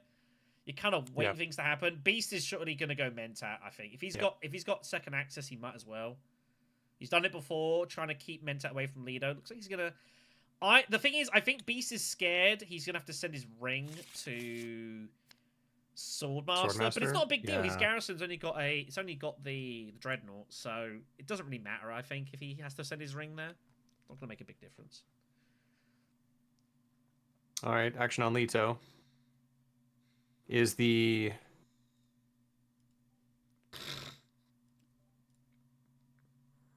go for High Council here? High Council looks pretty good. I just think High Council for Lido can't be bad. Especially if you're getting shot out of Mentat a lot here. And once it's done, it's done. Like, that's going to probably get you a point somewhere. What else does he want to do here? He might not have the access, though. Looks like he's going to go arrow... Oh, he does go Carthag. Okay. Oh, okay. I'm pretty sure he's got Dissetting in hand, so it's 4 intrigues now. But Secrets has already been blocked. There's a bump. Breakthrough. So is he going to go... If he bumps up for Spice, I think he might be going Dreadnoughts here. Oh, yeah. Dreadnought plus the flagship looks pretty good. But then wouldn't you have done that with your second action? But then I guess you're already not going to get access to deploy it. Exactly. I think that is the case here. Yeah, he's got to limp in, try and pick up the 2 Solari, and it looks like he's going flagship here. Which is going to be pretty nice for Lido. Not good news for Beast. Tessia's got recon to Arakeen. Okay. It feels like she hasn't got many other moves here. It feels like she's got kind of a bit of an awkwardish hand. We've not seen a Signet Ring for a while. I don't know what she's trying to find here. Just like waiting. Yeah, it's wondering what this is. Feels like a bit of a kind of a not very much sort of move here. I do think she's trying to build up influence for Ixion Engineer, though. I think that is what's going on. Helena's off to Steel Suits. Yep, might as well. No one's done anything yet. This combat's been very passive. Been waiting for someone just to like take this by the scruff of the neck. I still think Beast is threatening coming in here, though. Yeah, boss. I think you're right. Like, I think after this round's been kind of a non-round for Tessia. I think it's been not a good round. Not good at all. Yeah, and like I said, she's like bankrupt. She's got nothing left. So I feel like last round throwing everything in was a little bit of a overextension. You kind of want to go into rounds 5 and 6 with a decent amount of money, so you can threaten Highliner, so you can threaten actions. Right now, she's just sort of like at the whim of every other player. So yeah, we'll see. But the thing is, in seat 7, like I don't know, I think she feels a little bit kind of. you look at kind of what advantages she has, and I can't think of a lot. Like, she's not really got a huge combat engine. She needs to get bumps going urgently, but her faction access hasn't been great. Sister. I Oh, wonder. interesting. Wow. Yep, he uses his sister, so he is prepping his ring. Yeah, I think you're right. His ring is on its way. Yep. Leto does High Council. Yeah, his ring is incoming here, 100%. But yeah, it just doesn't feel a great spot for Tezia. Like, there's kind of no clear path forward. Right. Again, alliances are difficult because, again, Leto's got a lot of faction power. So you kind of need to pick an alliance he's probably not going to go for heavily, but it's Bene Gesserit, which he's committed to, or it's Emperor, which he could very easily pivot to. So, yeah, this is difficult times for Tezia. She can't use her ring to help her in the other two factions where she's most likely to get an alliance. But Helena's committing to Fremen. Spacing, I think she could legitimately take and hold, but... So, Leto goes High Council instead of flagships. But I still think High Council was fine. Like, if he's getting hold of, like, you know, Fufir or Interstellar, that's totally fine. I think it's totally okay. And there's no guarantee that there's no reason he won't get it, like, next round. No one is... I mean, the only person threatening is Helena. Is Helena going to give up? Wow. Tezia, I was about to say, Tezia does have Contaminator. And I was about to say, that is a fight she might get stuck into here with Helena. Looks like that's the way it's going to go down here. Whoa. This is going in. Tezia was in real danger of running herself into the ground this game. That's the real scare here. I think she was trying to draw it. I think that's why she went Arakeen. She was looking for it. Yeah. Wow, that is an interesting move. Okay. So Beast has an interesting choice. Here comes the treachery. We knew it was in hand here. This is the other problem with Tezia here. She must have backup. Because Helena's sitting there with 3 intrigues. Hello. Fremen Bump. Alliance. Okay. That's a disaster. Helena's making moves. That is an absolute disaster for Tezia Vernius, That's an absolute catastrophe. It's the one thing she didn't want to happen. Rips it with 3, trying to get lucky. Hits Smuggler's Thopter. That's not terrible. She can't get it. Can't get it. That's so bad. Court Intrigue. I actually like Court Intrigue for her. Just giving her the Emperor access, guaranteed. She needs to get that point. It's also Intrigue cycling. I think Court Intrigue is just fine. Considering what's space travel? You don't like space travel in this situation? I mean, it's okay. The thing is, she's already got a friendship. I think her priority is getting these friendships, so she's going Court Intrigue. I think space travel is nice. So here comes the ring. The problem is, it can only go to Imperial Basins. In fact, the only place it can go is Imperial Basins. So Dreadnought will do. He's going to hope to get the 2 Solari here from Leto. Leto does not have any daggers, so it's going to work. Obviously, that's off and running now. So Talaxia Spice for Leto. Now that's looking pretty good. First one to the point. Like, Leto's getting all the firsts here in this game. Yeah, yep.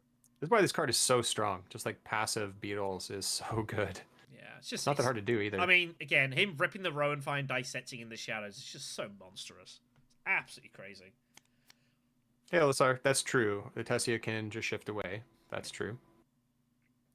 Well, I don't think she was... I mean, she might have to here. I don't think it was what she was planning. Gilbank well, that's why. Committed away from Gilbank. I'm just trying to pick it up. Finds Froman Politics at the end, though. That's very good. Okay. 5 Persuasion in hand, but no atomics. No atomics. Keys to Power looks like a way to go here, but she's not got any Emperor Influence yet. But I think she's going to go Keys. She's looking at... Clandestine is nice looking, but you've got to graft it to something. She doesn't have any of it. Yeah, not good right Keys to Power, she just has to take, I think. It's access. It's fine. Keys is a good card. But she needs to get the Persuasion going, and that is a bit of a problem. Beast has nothing. Yep. Siege Reverend, no Foreign Bond. So they're tied on combat here currently. What's going to happen here? Is Helena going to play? Helena passes. Red passes. Green, I think... If he's got that tiebreak, he might be tempted. He's thinking about it. Green's playing, looking to sneak in here. Gonna make a move here. Okay, Leto's making a move. If he's got like private army, he should 100% do this. If he has private army to get a Mentat next round. I mean, that's hilarious. He's settling such intrigues a as well. waste. It's also denying stuff for his opponents, denying them. It's intrigues. true. I mean, you're denying it from Beast, but Beast committing 2 Solari means he's not gonna get another Dreadnought. I guess that's fine. Second wave. He's going to do it this way. So is he just going to take the 2 swords? Just to take the 2 swords. I don't know if it's worth doing that just for 2 Solari, though. He really desperately wants to get to Mentat, but Beast has constant generation. Lido must have eyes on flagships if he's doing this move. It's the only thing that makes any sense. Action on Imba. Imba passes.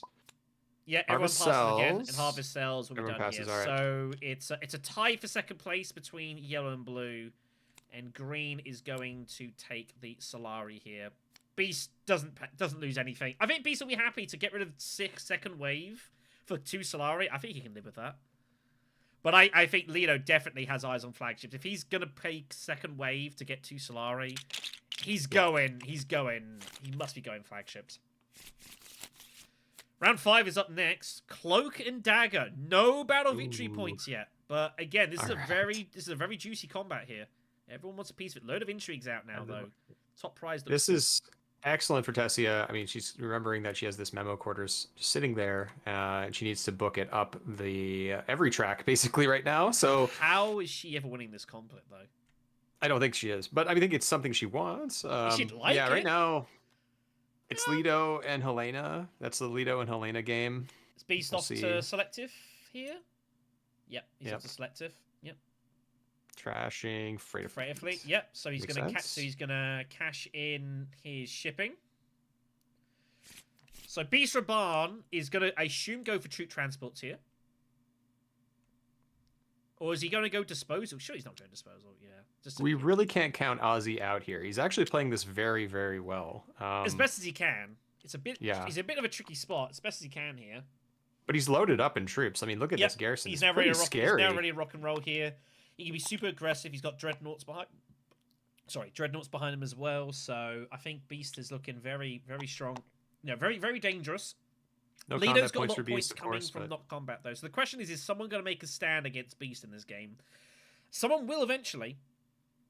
They will eventually. Highliners are being threatened at all times here at the moment, so it's not great feeling for Beast. 100% boss. I agree. I think the only person who's slipping is devil. Speak of the devil. Duke Lido is adventuring on Cloak and Dagger. Well. What is going on here? I can't tell you. It's a friendship and intrigues. I guess those are good things. Yeah, this is interesting too because Lido clearly could have flagship. I think Duke Lido's got gruesome or staged. I don't think he's trying to win this. I think he might have gruesome or staged here. Like, to commit this early, like, why wouldn't you wait? Are you that worried that Helena's going to highline this? It is interesting. He also didn't, maybe he didn't have access to shipping? He didn't have access at the time, no. He didn't have access at the time.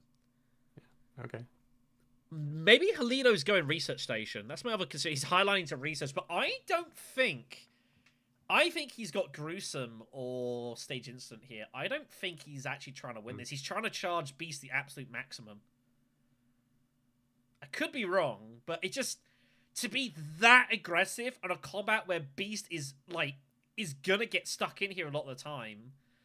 Like, Beast, when he puts in those 3 troops, he's kind of committing himself to this combat. He's just highlighting his face. Yeah. Something doesn't sit right with me. Know. Anyways, Tessia ships. Helena is probably wondering what the heck is going on here. Yeah. Helena, she might still be tempted in... she can flagships if she wants. She has a negotiator sitting up there. Holtzman Engine's up there as well. I think she takes it. It's so good. But I don't know if Helena's getting too spice or slows this game, though. Like, she doesn't really have a great deck for it. Paul. Yeah. You know what it is. But, I mean, that's what it feels like. It just seems strange to me, Lito. Like, is he really going to be that... just chuck it all in immediately on this combat highlining? On Cloak and Dagger? Seems very strange to me. Helena, it just goes for great flat spice. I'm not surprised. I think she was worried about Lido going for that. So... this is very, very curious here. Bisha Barn is going to have his eyebrows raised as well, wondering what is going on here. Mentat it is. Yeah, he's going to wait to see what the heck's going on. This is his third Mentat of the game. Ozzy does like Mentat spot. Like, he does like a good Mentat. I've noticed that in his games. Signet Ring coming. Research Station it is, yep. So the only thing he's highlighting, he's going Research Station. The only thing made any lick of sense here. He has to chase either Emperor or Fremen. Leto is in time for a first player token may have affected his thinking. Oh, true. That is possible. That is possible. But I don't know. I don't know.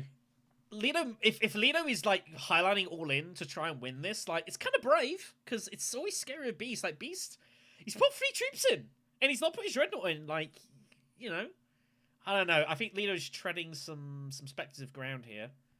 Yep, he's obviously going to accelerate. He goes up. He wants the spice. He's desperate for the spice later. He's looking at high lines and still flagship, which is still sitting there. Back to Tessia Vernius. I still don't really know what Tessia's going to do here. Huh, that's so interesting. Okay. Does he not think he's going to get to the end? That's my question. Is like, really? Yeah, okay. No, he's got dissecting kit. He'll be fine. No, that's what I'm saying. Like, does he have to go up? I don't know. It's just it's an odd play to me. Well, the alternative is he goes down, and it might be he really likes his intrigues. Oh, fair. Yeah. If he really likes his intrigues, he's going up. So I expect that's what's going on here. I think he's got some good stuff. Might be some end game. Probably got some good stuff. Might be. I think he's got some combat in there as well, like an ambush or something. I could definitely see that. Yeah, Tessia Vernius. If he's committing this hard. Yeah, I do feel that Imbaman is starting to drift away here. He's got to do something to turn this around. He's in all sorts of trouble. No battlefield presence, no alliance faction presence really. This is really bad times for Tessia Vernius. This is not going well at all. So how do you salvage this game as Tessia Vernius? I mean, you've always got Spice Mist flow plans. If you hit up Wealth and then High Council right now, that'd be okay, I guess. But that feels really bad as well. Is that? I mean, it depends on if she has access. So I think Tessia's got to go after the Fremen Alliance. She's got Contaminate and she's got priority over Helena. Helena does have Jamis, of course, but I think as Tessia, you can just be aggressive and just go for the Fremen because you can always shift away if you need to, and it forces Helena into a bad spot where she has to defend the Alliance. Good question. Yeah, what happened to X Engineer? The Xian Engineer. I didn't see it. I was about to ask that question. It got nuked. I believe it did got get nuked. I thought so. I think Tessia is going to go after it. Yeah, she is going after it. So. Yep, she's going to go for it. She feels that she's got to try. It puts Helena in a bad spot. She's now forced to defend it, but she doesn't really want to. And again, Tessia can always shift away. So it's a lose-lose situation for Helena this. She does not want to be going to Hardy Warriors in this situation. I mean, look at this mess here. Hardy Warriors feels terrible. But I'm not surprised that this is moved. This is a bit of a gambit from Tessia. I think she's desperate here. This is not a move of someone who's like comfortably winning this game, I don't think. This is a move of someone that's really trying to make something happen. But Helena has to respond here, you'd imagine. Yeah, Jamis is in hand, so she can there's Jamis. So she does have steel, so she finds Jamis, and unfortunately, doesn't have to trash. I mean, does she have to do this? I don't think Tessia's going for this alliance. I think she's doing this to shift away, and it also kind of makes Helena get the water. Forward. But I do agree. Like Leto definitely is looking pretty comfortable right now. Yeah. Chasing BG then. Bear in mind as well that she wants to get extra bumps here so that she can shift away and still fulfill memo quarters. So that is a good point. That is a good point. So she wants the bumps anywhere she can. Yeah, I say it's not great, but I don't think Tessia feels she's got much of a better plan here. Beast with his ring. Now, this is going to be very telling.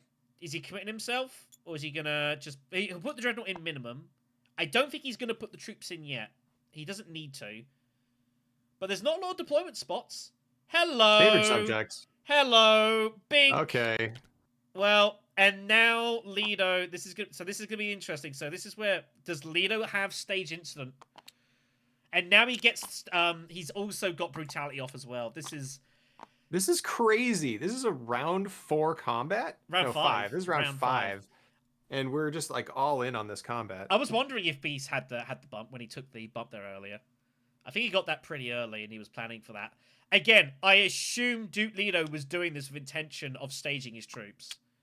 Okay, I hope so. That was my assumption, Me and I too. hope for Leto's sake that he was doing this. He was surely not doing this with the intention of winning this conflict, because it just seemed suicidal. There's no better intrigue, I think, than staged incident. The only intrigue that's better than staged incident is the gruesome sacrifice on top of staged incident. That's about it. Oh, sure, he could have gruesome. He could have both. That's right. That's Yeah, about. I mean, it's the only thing Leto must have played with the intention of here. playing in the shadows. In the shadows being played. Yep. To Arakeen. Yeah. Okay. I mean, again, when he just highlined immediately, it's either like a mistake, or he's doing it to charge and make Beast put in tons of troops so he can stage them. It's one of the two. He could not have thought he was going to highline and win this conflict. Like, if Beast wants to go over the top, he can go over the top. And when he puts in those 3 troops off shipping, he's committing himself immediately. Leto's eyeing up the Spacey Alliance. I think it's a good alliance for him to go for, actually, if he wants a piece of it. I'll be honest, I don't like that. I think he should let his ring do the catch up there. If you've got wild bumps, use it in alliances you can push for. Should be going spacing, in my opinion. Tesiavonius with her ring. So Tesia's gonna shift away here. Yep, down on Fremen, up with BG. Yeah, probably, and she will take that alliance ahead of Leto here. She has no choice. So, the triple bump with the ring and the shipping. But Leto's always got his ring. And the thing is, Leto might go for it. We'll see. But I do think Leto should have bumped Space and Guild there, I think, rather than Fremen. I agree with your call there. I mean, just you want to be ahead on one track, right? You don't want to be behind on every track. Your ring lets you be so hyper aggressive with alliances. Other than that, your ring just does all the rest of the work for you. But never mind. We shall see what happens. So Tesia scoring some points here, but still not looking ideal. Needs to find plenty more work here, and the Bene Gesserit Alliance is not going to be safe here. It's going to be in some danger, certainly. So Spice here? Yeah. You'd imagine Spice. I don't see what else you're buying You'd imagine Spice. with money. Yeah. Okay. Teddy's not going high council here. Mm-hmm. I mean, it would be nice if you were doing a Spice Must Flow catch up, I think she'll probably get there. She has the 6 persuasion. Flagships, I feel like she's going flagships. Yet she is going flagships. So the stakes continue to get raised here. So we've got Beast with his army. Helena's now in front with flagships. Helena needs to obviously ring out a card. Money is going to be coming here for her as well a little bit later on here. Restricted comes up. Ooh, that's good for Leto. That could have some use. Yeah, Leto wouldn't mind that. I think he could live with that. Gunfop to take him out. Makes sense. Opter. Yep. Okay. Makes sense to me. Line coupling. Next. Leto wouldn't mind that. Definitely coupling is the best card in the row right now, but at this point, their decks are mostly set. Yep. There's a windfall. Yep, just plays it immediately, expecting to win the fight, which he's surely going to do. Spice was slow for Leto, first one. Well, maybe now might be looking to go Holtzman instead. Leto is still in the driver's seat here. If Leto's got stage incident, I mean, he is such a huge favorite here. But we'll see. Anyways, Helena grabs Fopter. Tezzy with not very much. Tezzy really drifting here, so... Ozzy, though, committed a lot of forces to this combat as well. Like, he really went really heavy here when he could have done so. He's got 5. Yeah, Justin, I agree. Tatsu point coming here as well.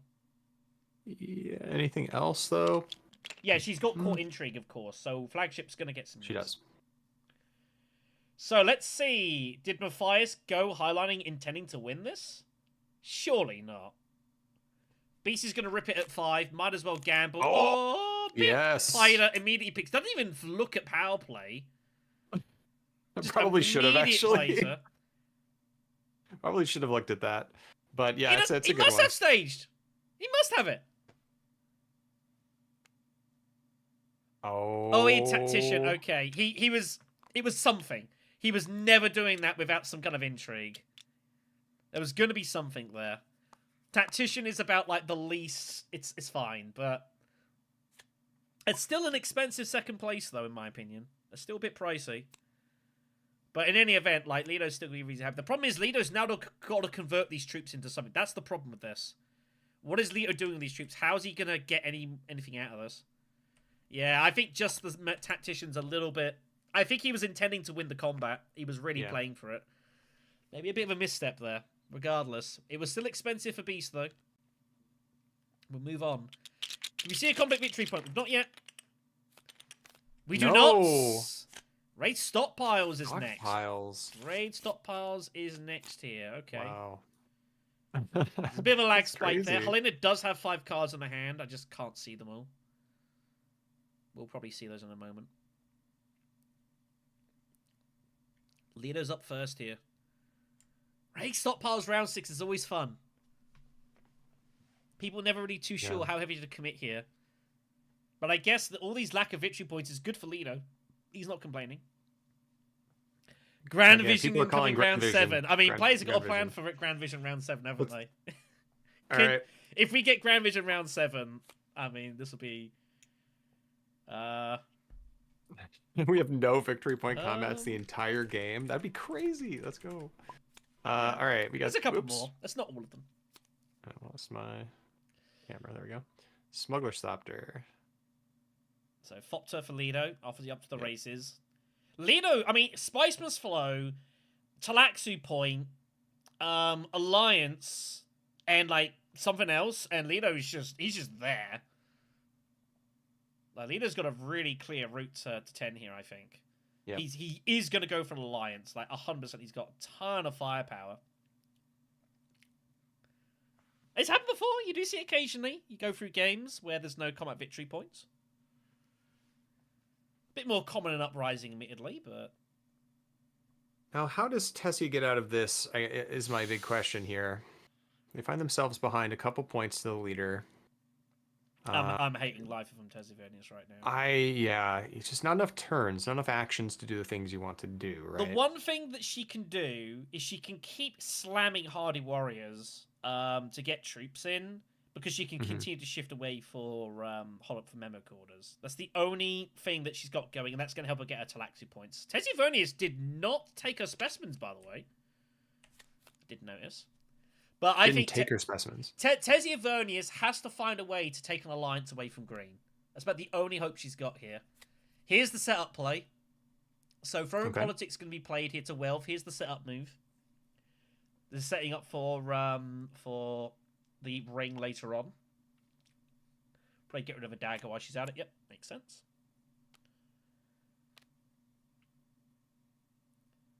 Tesia basically has to somehow win the next round's conflict.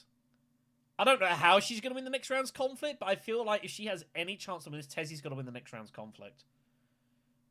Yeah, definitely going in to get some spice this round, and then maybe taking Great Flat is the only thing I can see. Great Flat and just get Highline next round, shut your eyes and hope it all works itself out. It might be one of those. She does need a third bump with the faction anyways. True. Yeah. So I think that might be Tessia's plan here. Hagger Basin, get some spice, Highline, and, cross your fingers a little bit. But it's scary. Helena's got flagships. Beast has got his ring ready to rock and roll. Like, it's really scary. And unless Tessie's got combat intrigues behind her, like, it's... I feel like if she's going to commit, she has some battle intrigues behind her. But, I mean, it's very awkward. Tessie's not really played any intrigues this game, so...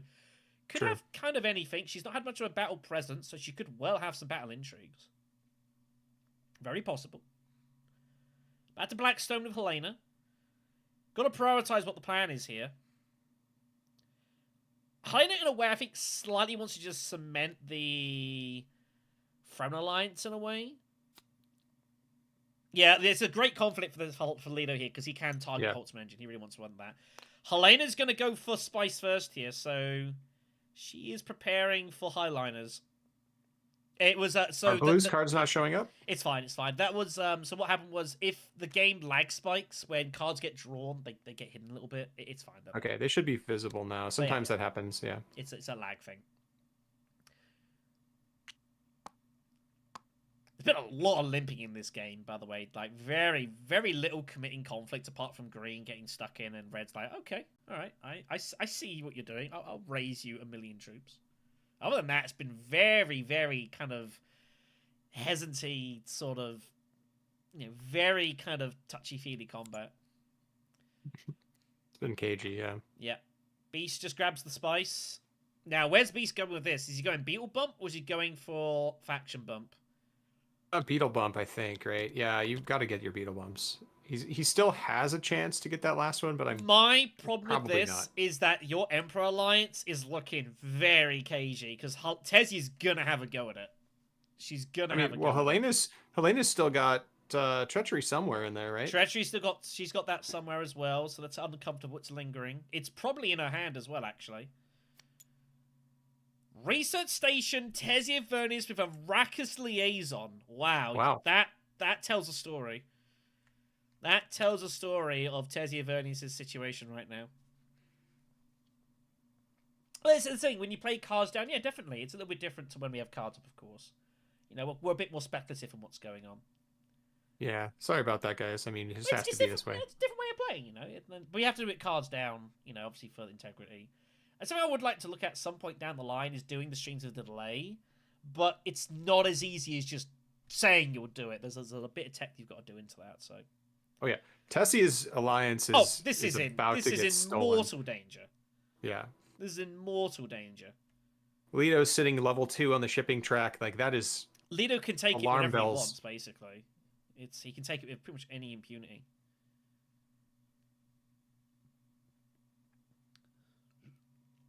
In a way, I'm not sure Tezia will mind losing it, because again, she feels she's got memory corridors, but it's just another point for Duke Lido. Yeah, exactly. It's kudos, guys. It is, yeah. Like it's a different experience doing cards down. It's like if you're watching a live game, you just can't see people's stuff anyway, so you're speculating anyway. Yeah, it's fun.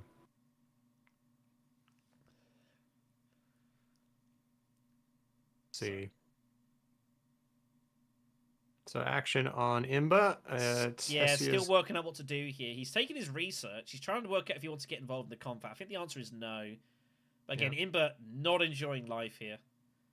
Not enjoying it. Bear in mind here that there's only the winner gets anything out of this game, by the way. It is winner takes all. So eyes will be on Duke Lido here at the moment. He is going to be a target. I'm a little surprised that... Sorry. I'm a little surprised Imba didn't go great flat, or if he had access or maybe didn't have access, and then try to throw a couple guys in to get the extra spice, but he must not have had access if he went liaison, right? I mean, that's the only thing I could think of. Maybe. I mean, he needs something to happen here to Imba. He really needs something. It's either that or he's got some allied armada in his back pocket and he's hoping to God he is able to hold on to it for next round. Yep. Yeah, I do think he needs to go after BG. BG is definitely a better spot for him. Because he's got his ring, And that's the thing. Once he takes his bump, I think, with In the Shadows, with the Fremen, it means he's looking to use his ring to chase an alliance. That's basically what's going on here. Now, this is a really interesting spot for BlackStone. So BlackStone might be thinking about whether he wanted to highline this round. But I think you do that, you give the next combat to Beast, which is definitely not good for the table. It's a massive round 7, this. It's a massive round 7, yeah. Now, Treachery is still in Helena's hands, by the way. Remember that. Unless it's her last card, Treachery's in her hands right now. We'll see. I think she's going to go Secrets to pick up the point. And she's going to wait to see what happens with Treachery. I like this play. She might Treachery fold space. To get the alliance, get the money for flagships next round. I could definitely see her doing that sometimes. Oh, that's pretty good. Illicit dealings. Beetle bump. Always strong. Never bad. But I think there are worlds she might Treachery fold space here. Siege Reverend for Beast gets his faction point going. Siege Access finally. Things are rolling along. These three players are pushing the end game. It's if there were some combats, we might actually have an ended game this round. Like, look how quick this is. How much money do you want to put down that round 7's ground vision? Oh man, what's the over under? I don't know. Can Like, you imagine if it's ground vision again? That'd be just. I don't know. I don't. We might just have to end the stream early and just say, we can't continue this. Just hit the button. Just we'll say, come back. we're done. We can't top this. Pardon me. Wow. So Leto he goes smuggling and bumps up here. Yeah. Diversion in hand, I think, for Duke Leto. He must have something. He's got to have diversion with the spice. He's going to cash it in here. And I think restrictive ordnance might be coming as well. This diversion, could get or what's the other card? Whatever it is. Semi-final D was played. Two, right? Unfortunately, the footage was lost. So, hence, we wouldn't be doing this game without semi-finals D being played. I talk about that in the semi-C, so sorry, but it's just the footage. I would watch the game, recorded it, and the footage just went into the ether. Don't know what happened with it. Yeah, sorry about that, guys. It's the way it goes. I think I know what the problem was, but yeah, so it was very unfortunate. It was not a bad little game. So Leto must have shipping bump in his hand here. I don't think it makes any lick of sense. Tessie Avernius, Keys to Power's High Council. Well, it feels like a Keys to Power to High Council with no 2 persuasion with the faction is a really sad move. Really sad move. Helena was going to go Carfag, but decided against it. Yeah, that's a good call here. The Tessie would have definitely gotten great flat, then thrown some guys in, then had unlocked Keys to Power to get their second bump. Yeah, that if Helena's got caught in tree, she has to play this. Yeah, 100%. Yep. So we'll shift out an intrigue to draw around a new one, but obviously needs to get the bumps here. Man, I really want it to be Grand Vision. You don't know how badly I want it to be. Hey, 1 in 5. 1 in 5. 20% of the time, it happens 100% of the time. Beast Seaches it. I mean, this is a really weird spot for Beast here, whether he wants to get involved in not. I think he's just going to limp 1. He wants a piece of the conflict. There is spice everywhere here. He wants 1 spice. He doesn't really care about. I mean, maybe he wants a couple more spice, but he just definitely wants 1 spice. The weird thing is, if he puts in both troops, he might actually win the conflict. Yeah. Nobody really cares about this conflict. It's weird. Yeah, it's very strange. I mean, the intrigue's not the worst. I don't know. It's kind of a weird spot for Beast. I think he definitely wanted the water. That was dumb. I think he's intending to research station, assuming Helena's going Highliner before him. Well, almost everyone, except for Leto, are sitting on 3 intrigues. Nobody wants to win this because there's a good chance that they aren't going to get to... Round 7's going to be a mess. It's going to be it's going to be an absolute cluster. Beast stays out entirely. He figures he'll be fine. He's building up for his ring. He must have intrigues behind if he's doing this. I'd almost as if he's going to do this, why go Siege? I don't know. Probably should have gone like Carthag here. I think if you're not putting troops in, I'd probably just go Siege. But no, he's going to take the water and call it a day. Okay. Leto's got 3... No! Ultimate Engine. He goes Ultimate. Helena's going to win... Helena has won 3 combats, 2 with 2 troops, and 1 with 1 troop. What?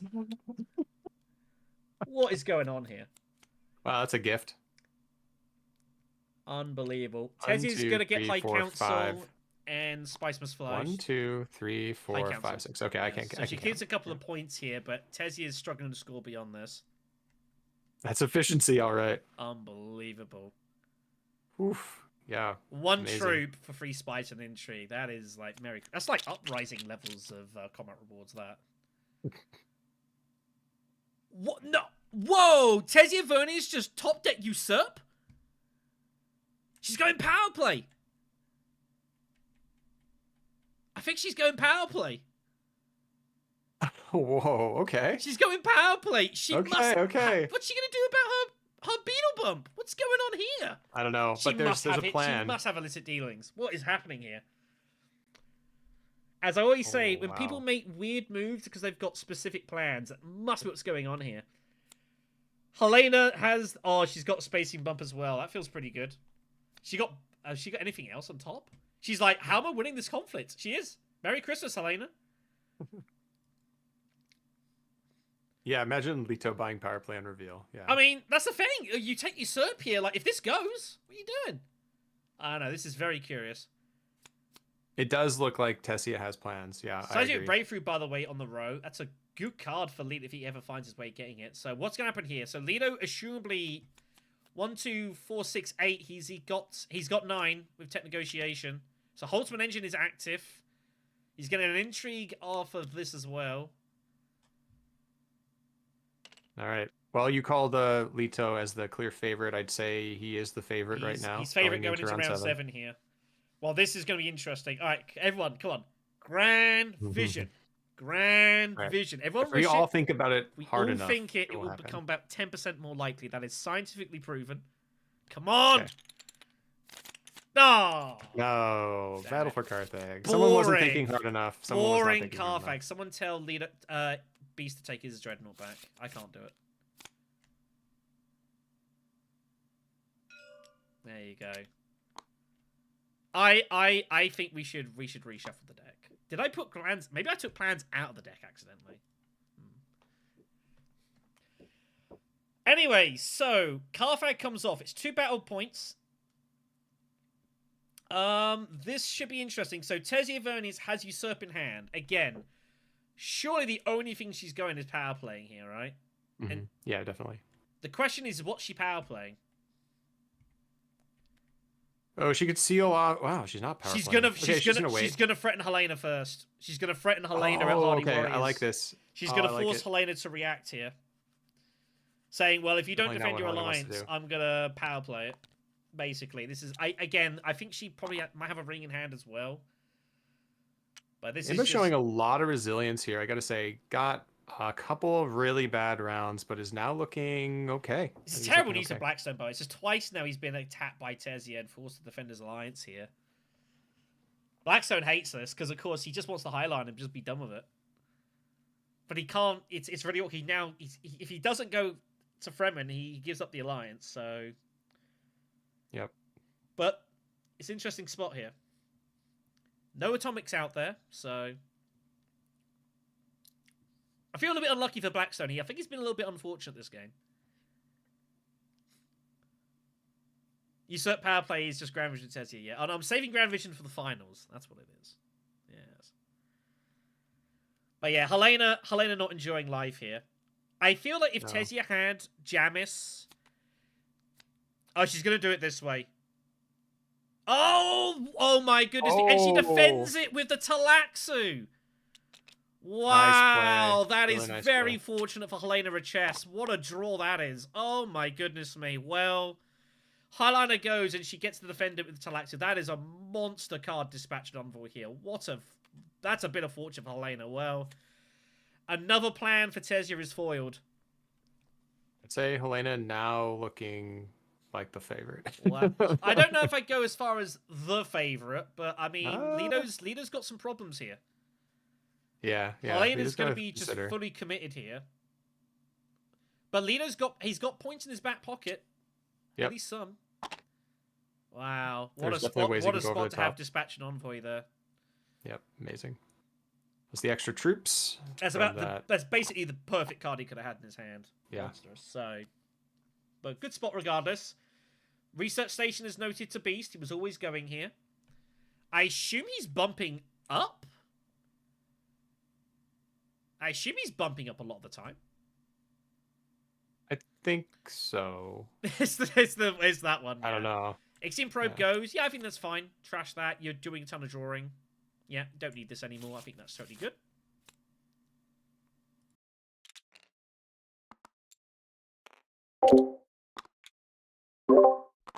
All right. Beast is saying maybe I can get there. Sorry about that. Oh, geez, what happened? Sorry. Did we lose feed? No, we're good. We're good. Sound effects. Okay. Live streaming. Oh. Oh, I could have done. You didn't see this. Wherever it comes up. PC, please. Thank you. Anyways, what's going on here? Yep, you didn't see that. Right, so Leo gets a Mentat. It's not his first Mentat, but he's had to scrap for it. I don't know. Is Leto even going to be able to get in here, though? He might not be interested in it. I mean, he just needs one beetle bump. He gets Slaxu point. He's gonna go after the Bene Gesserit, surely. He can ship in whenever he wants. He's got his ring. Like, yeah, this alliance is getting taken from Tessia. I mean, we can't forget that he does have In the Shadows in the deck somewhere, which he may have. There's like, I guess 7 cards. There's a chance he missed. He needs Spiceless Flow, but he has got High Council. I think Leto's got good odds of getting Spiceless Flow here. He's already got Holtzman. He's already got the 2. I don't think Leto's trashed the Spiceless Flow. Don't think so. I think he's still got both of them. Helena has not used Treachery. I don't believe she's used it, so... Nope, she has not. So it's lingering. It's around. Where it's going, I assume she's going to try and get to Selective Breeding Unit or something. I mean, yeah, because she could selective and try to take this alliance as well, right? I mean, that's within the realm of possibility. And if Leto hasn't gone for it... But again, Leto it's an obvious target for Leto here, so this is very comfortable here. Treacherying Wealth feels kind of bad. I don't know. Here comes the Usurp power play. Does she defend an alliance, or does she commit herself to the Emperor? Where does she go here? Does she defend with Selective Breeding? Feels kind of bad. Or does she go the brave route and go... She does defend. Yeah, I had a feeling she was going to do this. Feels she's got to defend her alliance. Okay. Yeah. It's unfortunate that she has to do it that way, but it's fine. I'm not entirely surprised. You feel like it's kind of a point anyways. Now, this is bad use of Beast, because now Leto, all his faction strength is looking at... Well, it's either looking at the Emperor or Spacing Guild, so Helena doesn't like this. Very good point, boss. Very good point. Sort of like tips her hand a little bit.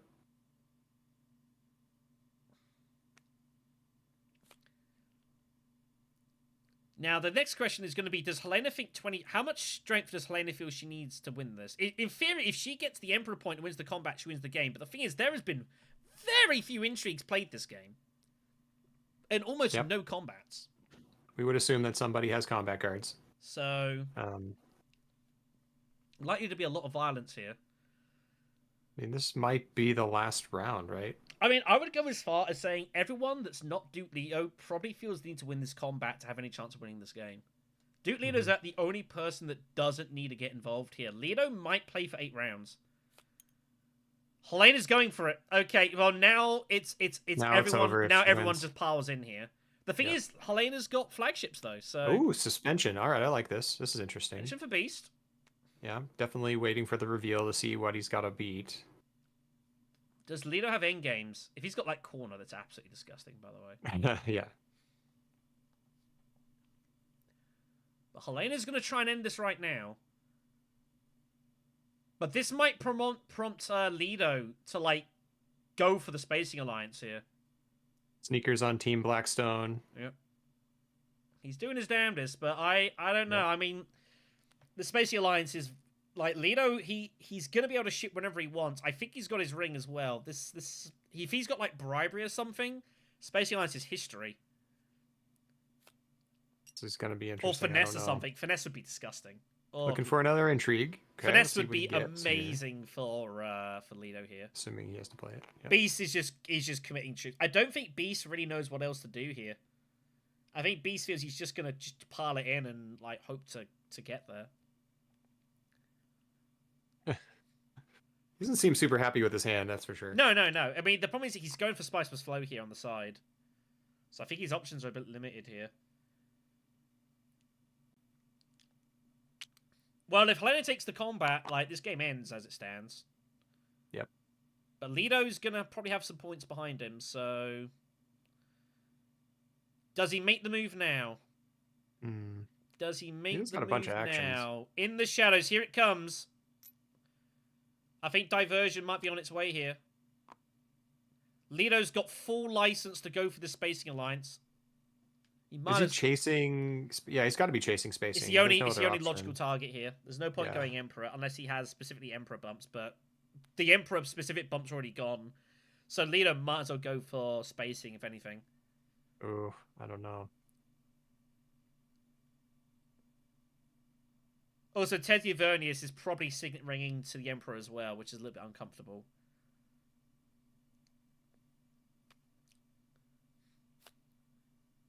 Yeah, has to go this way.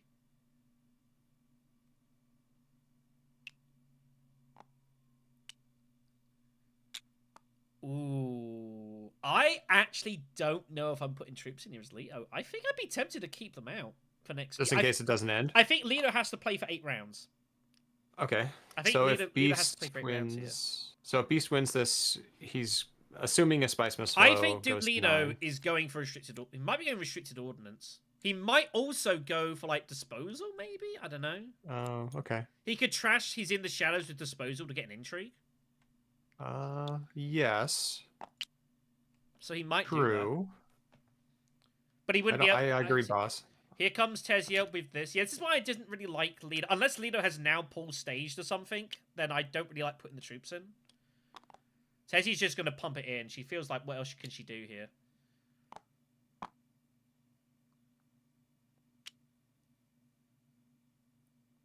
Mm. Doesn't bother.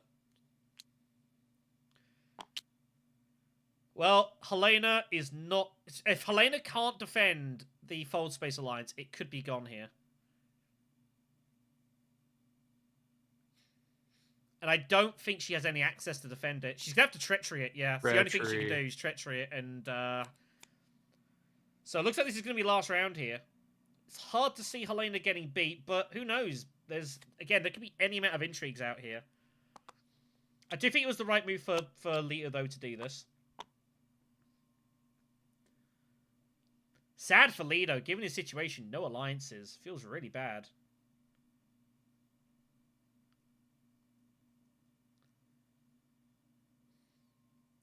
I don't see another world where... I mean, Leto's going to get 1 point from there. Maybe 1 from Spice Misflow. Helena's doing the maths here. 1 from there. 1, 2, 3... Gets him to 10. Leto is probably at 10 with endgame stuff, and that's not accounting. He might have intrigues as well. Hard to know. If Leto's got plans, well, I mean, he currently gets nothing for plans, but he will get a point out of it. So, it's far from certain. But Helena has to try and end this now. There's no question about that. Yep. I think Helena's done a very good job. The question is Beast going to play spoiler here? I think the fact that Helena had the way to defend the Throne Alliance, like that Dispatch and Envoy was just like absolute Joker card, that. Yeah, I mean, it's strange that he's put the 3 troops in. Like, I think Leto might have now actually found staged. And that he didn't have it earlier, but I think he might legit have it now. If he's got corner, he might still win anyways. Okay, we got Diplo to... He's just gonna go secrets and just hope to get lucky here. Ozzy's hoping that somehow this game doesn't end. There's not really a lot he can do here. Interesting. I mean, we'll see what happens. So he draws a card with this. Does not get an acceleration of his faction track. So he must have diversion. The spice here pays for diversion, surely, right? It's gotta be tracks. He's got to do it. And he's got one more action, so you have to do it now. Yeah, there's sorry, expedite. Sorry, that's what I meant. Expedite. Not diversion. The expedite's what I meant. Diversion's something completely different. So diversion is the one where you can go up when you put in 3 troops. Is that right? Yeah. It's been a while since I played. Yeah, that's distraction, whatever it is. So these go in. Distraction. Wait, I think we're getting our games confused. I think we might also get caught into uprising as well. Yeah, diversion's the spy one. Yeah. So the question is, where does Leto go? He can always bump Bene Gesserit for an intrigue. I think Leto should get disposal to trash in the shadows to get an intrigue. If he's not going to do it otherwise. Yeah, Lino is dying on Spice tiebreak. That's the problem here. And he won't be ahead here as it stands. Unless he's got, like, tiebreaker or something. That's tough. That's tough. Doing some maths here. What is he thinking about? Is there a reason to take he might be considering Solari? restrictive ordnance. That's the only thing. He can take Spice and get restricted for +4 swords, but unless he's got a load of firepower behind him, I just can't see how you ever do it. Doesn't make a whole lot of sense. Otherwise, No. I'm taking, like, I think I'm just taking disposal facility and just trashing shadows for an intrigue. Maybe you get lucky with something. I don't think there are worlds. I think at this point, Leto is out of combat, and so this is just like hopefully he's got some good stuff in hand. Well, he didn't. He didn't take the trash earlier. Bear in mind, earlier in the game, he did not take the trash. He went up and down. So I think he is filled with endgames. I think he might have corner / plans.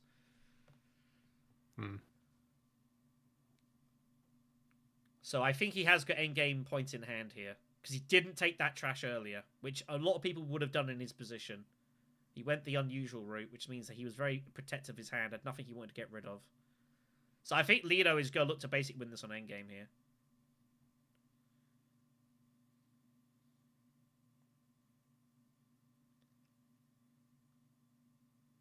Yeah, I don't know. Restricted ordnance does not seem like it gets him there. Yeah, he's going to bump the Bene Gesserit regardless for an intrigue. Okay. He's always doing this. No question about that. Okay. Interesting. Cash!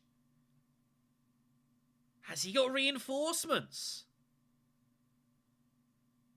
Sort of what it looks like. It has to be that, otherwise it's got to be reinforced. Oh, he's got dreadnoughts. Okay. Well, he might as well, I guess. Interesting. Okay. He had that in hand for a while. That is interesting. He didn't trash that? I think I would have considered trashing that over here, but maybe he didn't have it at the time. Fascinating. Okay, Dreadnought comes in. Spice must flow for Tessia. Yep, that's bad news if Leto's got corner, by the way. Oh, no. Wait. What? 1, 2, 3, 4, 5, 6. They also say only 8. Oh, Tessia missed. Not a Spice must flow. Tessia missed out. Well, that's the last thing she needed. Oh, that hurts. It's been a rough old game for her. That hurts. Well. It has not been Imbaman's game. Has not gone for this one at all. Very sad, this.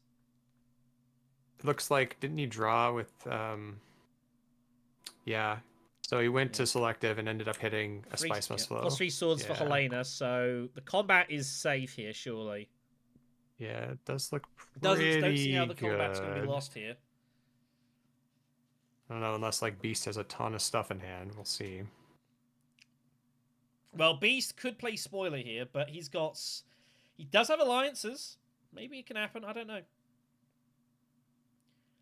I don't feel like Beast is going to get there. Leto is just hoping to get there on endgame points here. But he's going to have to get to 11. Holtzman... I don't see it. It's a big reveal for Leto, this. If he doesn't have Spice Must Flow, like, he's in some trouble here. Okay, 4 daggers. Spice Must Flow for Beast.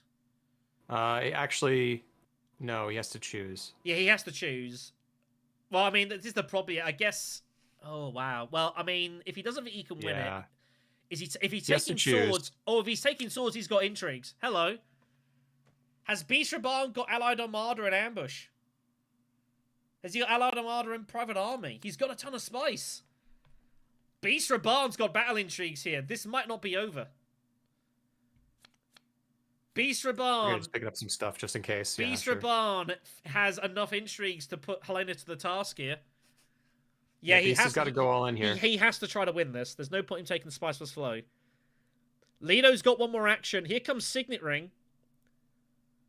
He's getting restricted? No, he's getting his. He's maintaining his Spice Must Flow, I think, here. Yeah, Spice Must Flow. He's just got it's a nothing move. So he's got 3, 4, 5, 7, 9. Spice Must Flow. So he's at 8. Holtzman is 9. But he has no Beetle Bump. Unless he's got Shadowy Bargain. He does have reinforcements. I did call it. Well. Okay. he feels he Everyone's might as just well. going in. I think this is actually not a good move because surely Beast is getting stuck in No. here. Well, this is certainly This is not gonna a. win. I think I might as well, but I might as well. But surely Lito's got endgame here. I think he should actually hold on to reinforcements because surely Beast is coming over the top here. Well, here we go. It's combat time. Tezia's. Oh, Tezia had staged.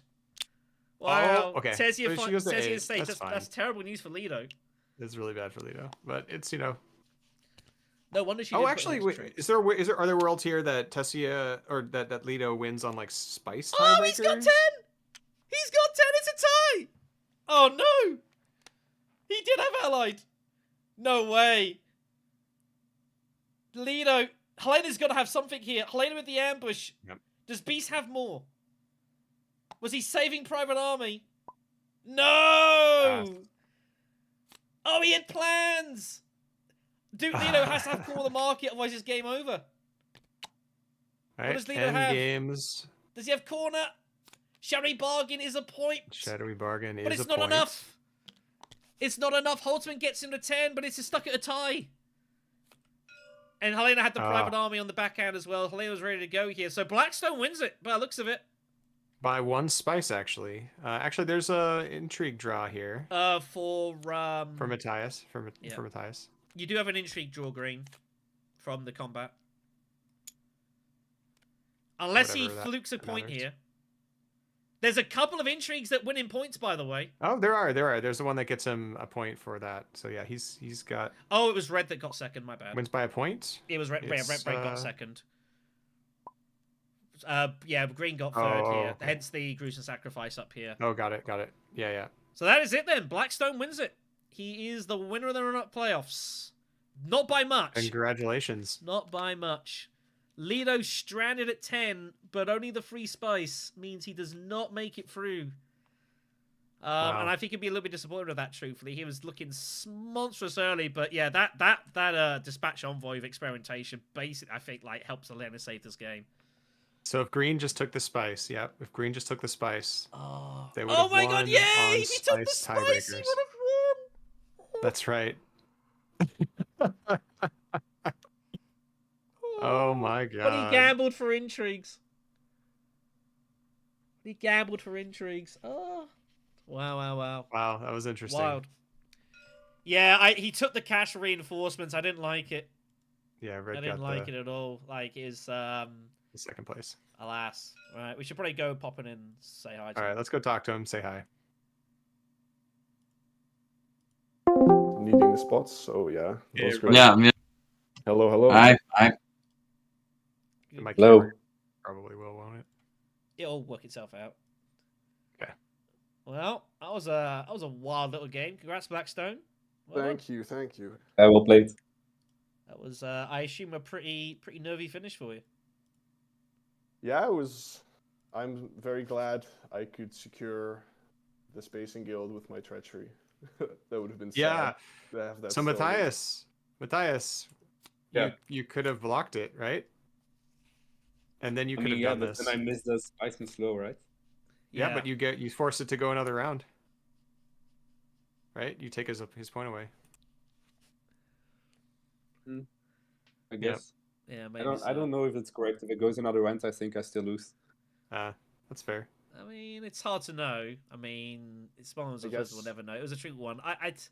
It was a bit iffy regardless. Like it was like you obviously got off to a monster start in this game, like huge start. Yeah, I think it was Helena having this dispatch for experimentation, the Highland and Protector Friend Knights is what got her there. Mm-hmm. Yeah, that was if nice. Red wins or if Yeah. Helena plays this, I Yeah, still win, so I actually made him choose the alliance, and he actually took both. Come on. Yeah. Where is this? It was not Tezia's day. Yeah. No justice in the world. Tezia's day as well. Like also like the round. I think it was like round 5 when you like insta hand. I'm thinking there's no way you're trying to win this combat. Like it just didn't seem crazy to me. Yeah, because I felt like didn't Beast was going to understand fly into that. either. I just felt like Beast was going to fly. I thought you had stage at that point. You had like the retreat, which is also fine. So I guess it kind of worked. By the way, guys, I drew Corner the Market and had it put on the bottom of the deck. So Yep. I was Oh, not you scared drew of- it. Not Wow. scared. Yeah, I drew it. Yeah, I put was it on not the bottom of the scared deck earlier. Any spice must flow at all. It didn't matter. That's pretty wild. Would have been pretty good for me. Goodness me. But Yeah, it would have. But no, it was a fun game. Like it felt like for Tezzy as well. It felt like really awkward game. Like you couldn't wasn't a ton to go for alliance wise. You're kind of harassing the Fremen obviously and stuff like that as well. Like it just felt like a very kind of just awkward sort of game. Just nothing really came quite kind of together. It did. Yeah. I'm agreeing with you. I actually made a couple of blunders at the end. I, let's say, forgot that I have counselor's dispensations, and I drew my, of course, for the ninth persuasion. Naturally.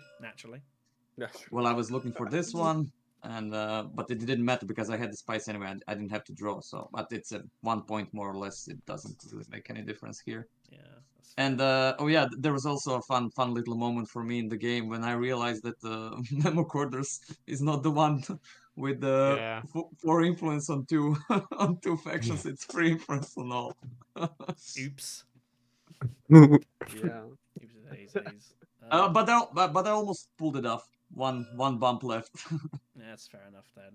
And I suppose mention Aussie as well. Like, I would say Aussie, it's been great to see you like make it this far. Yeah, obviously. my goal was semifinal, so Yeah, I'm happy to definitely. be there. You know, you made it a food distance. Obviously, it's cool to like have you come for obviously Aussie. If you mentioned multiple times on this channel, obviously part of why Hidden Picks even exists in the first place.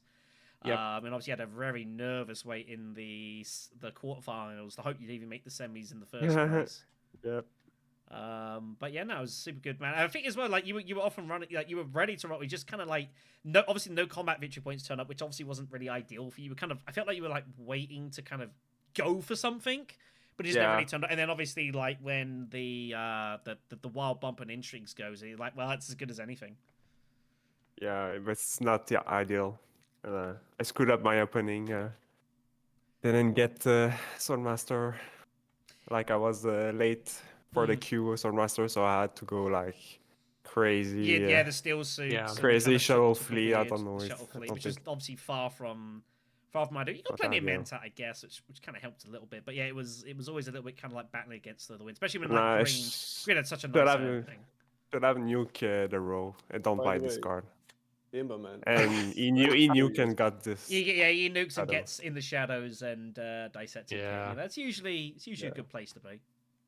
Should have I'm played very more greedy curious, and by the way, nuke. Tessia, why did you choose to go Swordmaster instead of shipping? Shipping, yeah. In Good because question. because I already committed myself on the last turn. I already went up and down and get the cash for the Swordmaster, and I had all of these access cards. I bought from the row, so I kind of hoped to get it all together and get the alliance. I expected to get at least 2 alliances in this game, and it didn't happen. No, So Yeah.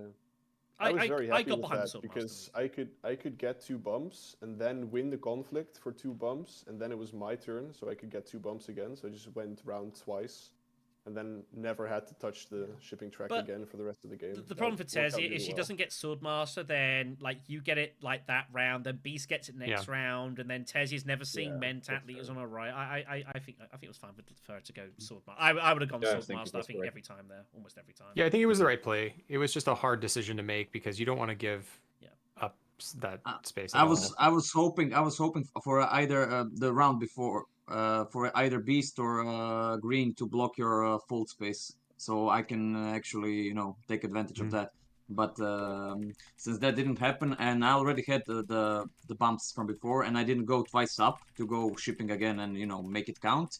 I already just went up and down to get the cash for the Swordmaster because I calculated if I'm not getting it next round when I'm first, I won't be getting it for the 3 rounds, and then all of my access cards are like falling through. That's fair. Yeah, I think so. Like, it was pretty well played. It felt like it was very tense. Like a lot of combat as well. People were just like limping little bits and pieces. No one was really heavily committed. He had treachery, his last card, Yeah. on top of his deck. I was sure he had treachery in hand. Yeah, so was I. Makes me We had yet to decided, play yeah. expecting it. You had to play expecting it. But to be fair though, like I mean, like BlackStone won, I think 2 combats with 2 troops and 1 combat with 1 troop, which is that's absolutely wild. Yeah, that 1 combat troop actually won, I think. Yeah. It's Yeah. absolutely crazy. And, when you get those cheap ones, it's pretty good. And then obviously flagships. I felt like flagship was going to be pretty decisive in this as well. We're debating whether Elite was going to grab it or not. Went High Council instead, which I think was wondering reasonable. that too. Yeah, I Yeah, thought I you went would have Highliner, right? gone. I think it was correct because yeah. it gave me shipping access and it also gave me 2 water for research station, which got me a You spice were going slow. research, I'm sure. Yeah. Yeah, makes sense. Yeah. Lots of correct plays that just so happened to turn out in my favor.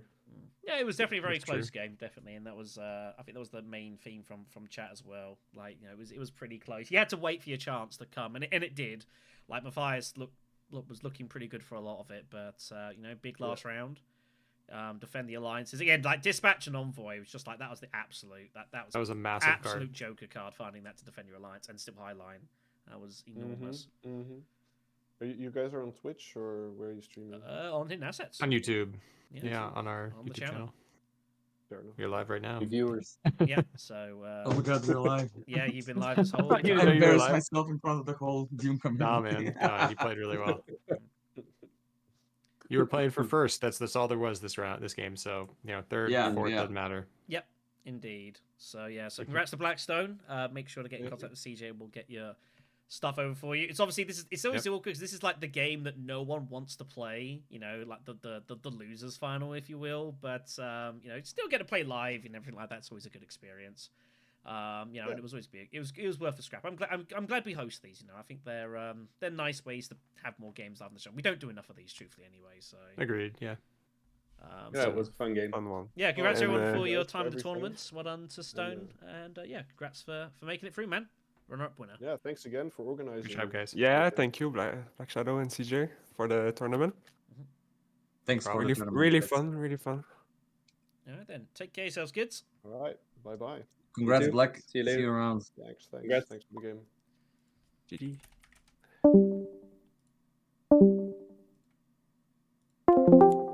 I guess Hello, that also works. That was a lot of dings there. There we are. Sorry about that. It's fine. It's no worries. So yeah, like I said, I think that was I think pretty honest. I'm glad for BlackStone. I think he is probably, as I've mentioned, I think he was maybe slightly disappointed to have not made it to the finals, but to teeth back in, to win the run-up playoffs, I think he's done pretty damn well. This is a tough game, for no doubt about that. And I think he'll be super ecstatic. Again, the game you don't want to play, I guess, but even so, it's a live game on the Hidden Assets channel, which has got. It's fun. It's got I mean, you something, get, you get to have fun and play at the highest level. I mean, what more can you want, really? Yeah, I think this exactly. is just a And joy to watch too. He takes some cash in his back pocket for his troubles. Yeah, getting paid to play Dune Imperium's not a bad way to go. Not a bad way absolutely. at all. You consider him a professional Dune Imperium player now.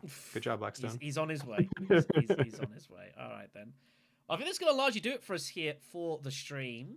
So, thank you much for the company for everyone over the course of this. Been a good, fun game. Obviously, we do have, as we mentioned, the finals. The grand finals is going to be live next weekend. So the time of that is in the description. It's also linked in the YouTube channel event as well as our Discord server, so you can feel free to do obviously some of that. We do have our announcement regarding the upcoming Uprising competition coming very, very soon, next couple of days, so we'll get that circulated as soon as that's done. And of course, if you like what we do, obviously you can support us on the channel by following us, subscribing us. We do have a Patreon as well, which is what all our competitions are run through as well. We would definitely encourage you to check that out. Any support you guys are willing to give us helps us to do things like this, which when you think about what this is and how kind of ridiculous we're able to do these things, it's not lost on me at all. But it's super awesome. It's great to be able to do this for you guys. So, and if you are a competitor and you want to support us as well, you always get access to our tournaments if you are subscribing through Patreon. So that is a nice bonus too. So definitely is. But other than that, I think that is it's going to do it for us here. So thank you very much for watching, everyone. We will see you with the finals. The stream's gone fairly well technical wise, which is a relief. I've not quite had to do it like this before. Yeah, you did great. It looked great. It looked fairly well. We'll close out because I've got them. We'll put the memes back up because they're awesome. Again, thanks There's no to grand Crazy vision Guy. this game, though. No grand vision this time. I'll have to look into that for the grand finals. Yeah. We'll sort it out. Anyways, thank you much for the company, everyone. Take care of yourselves. We will see you all in the next conflict. TTFN.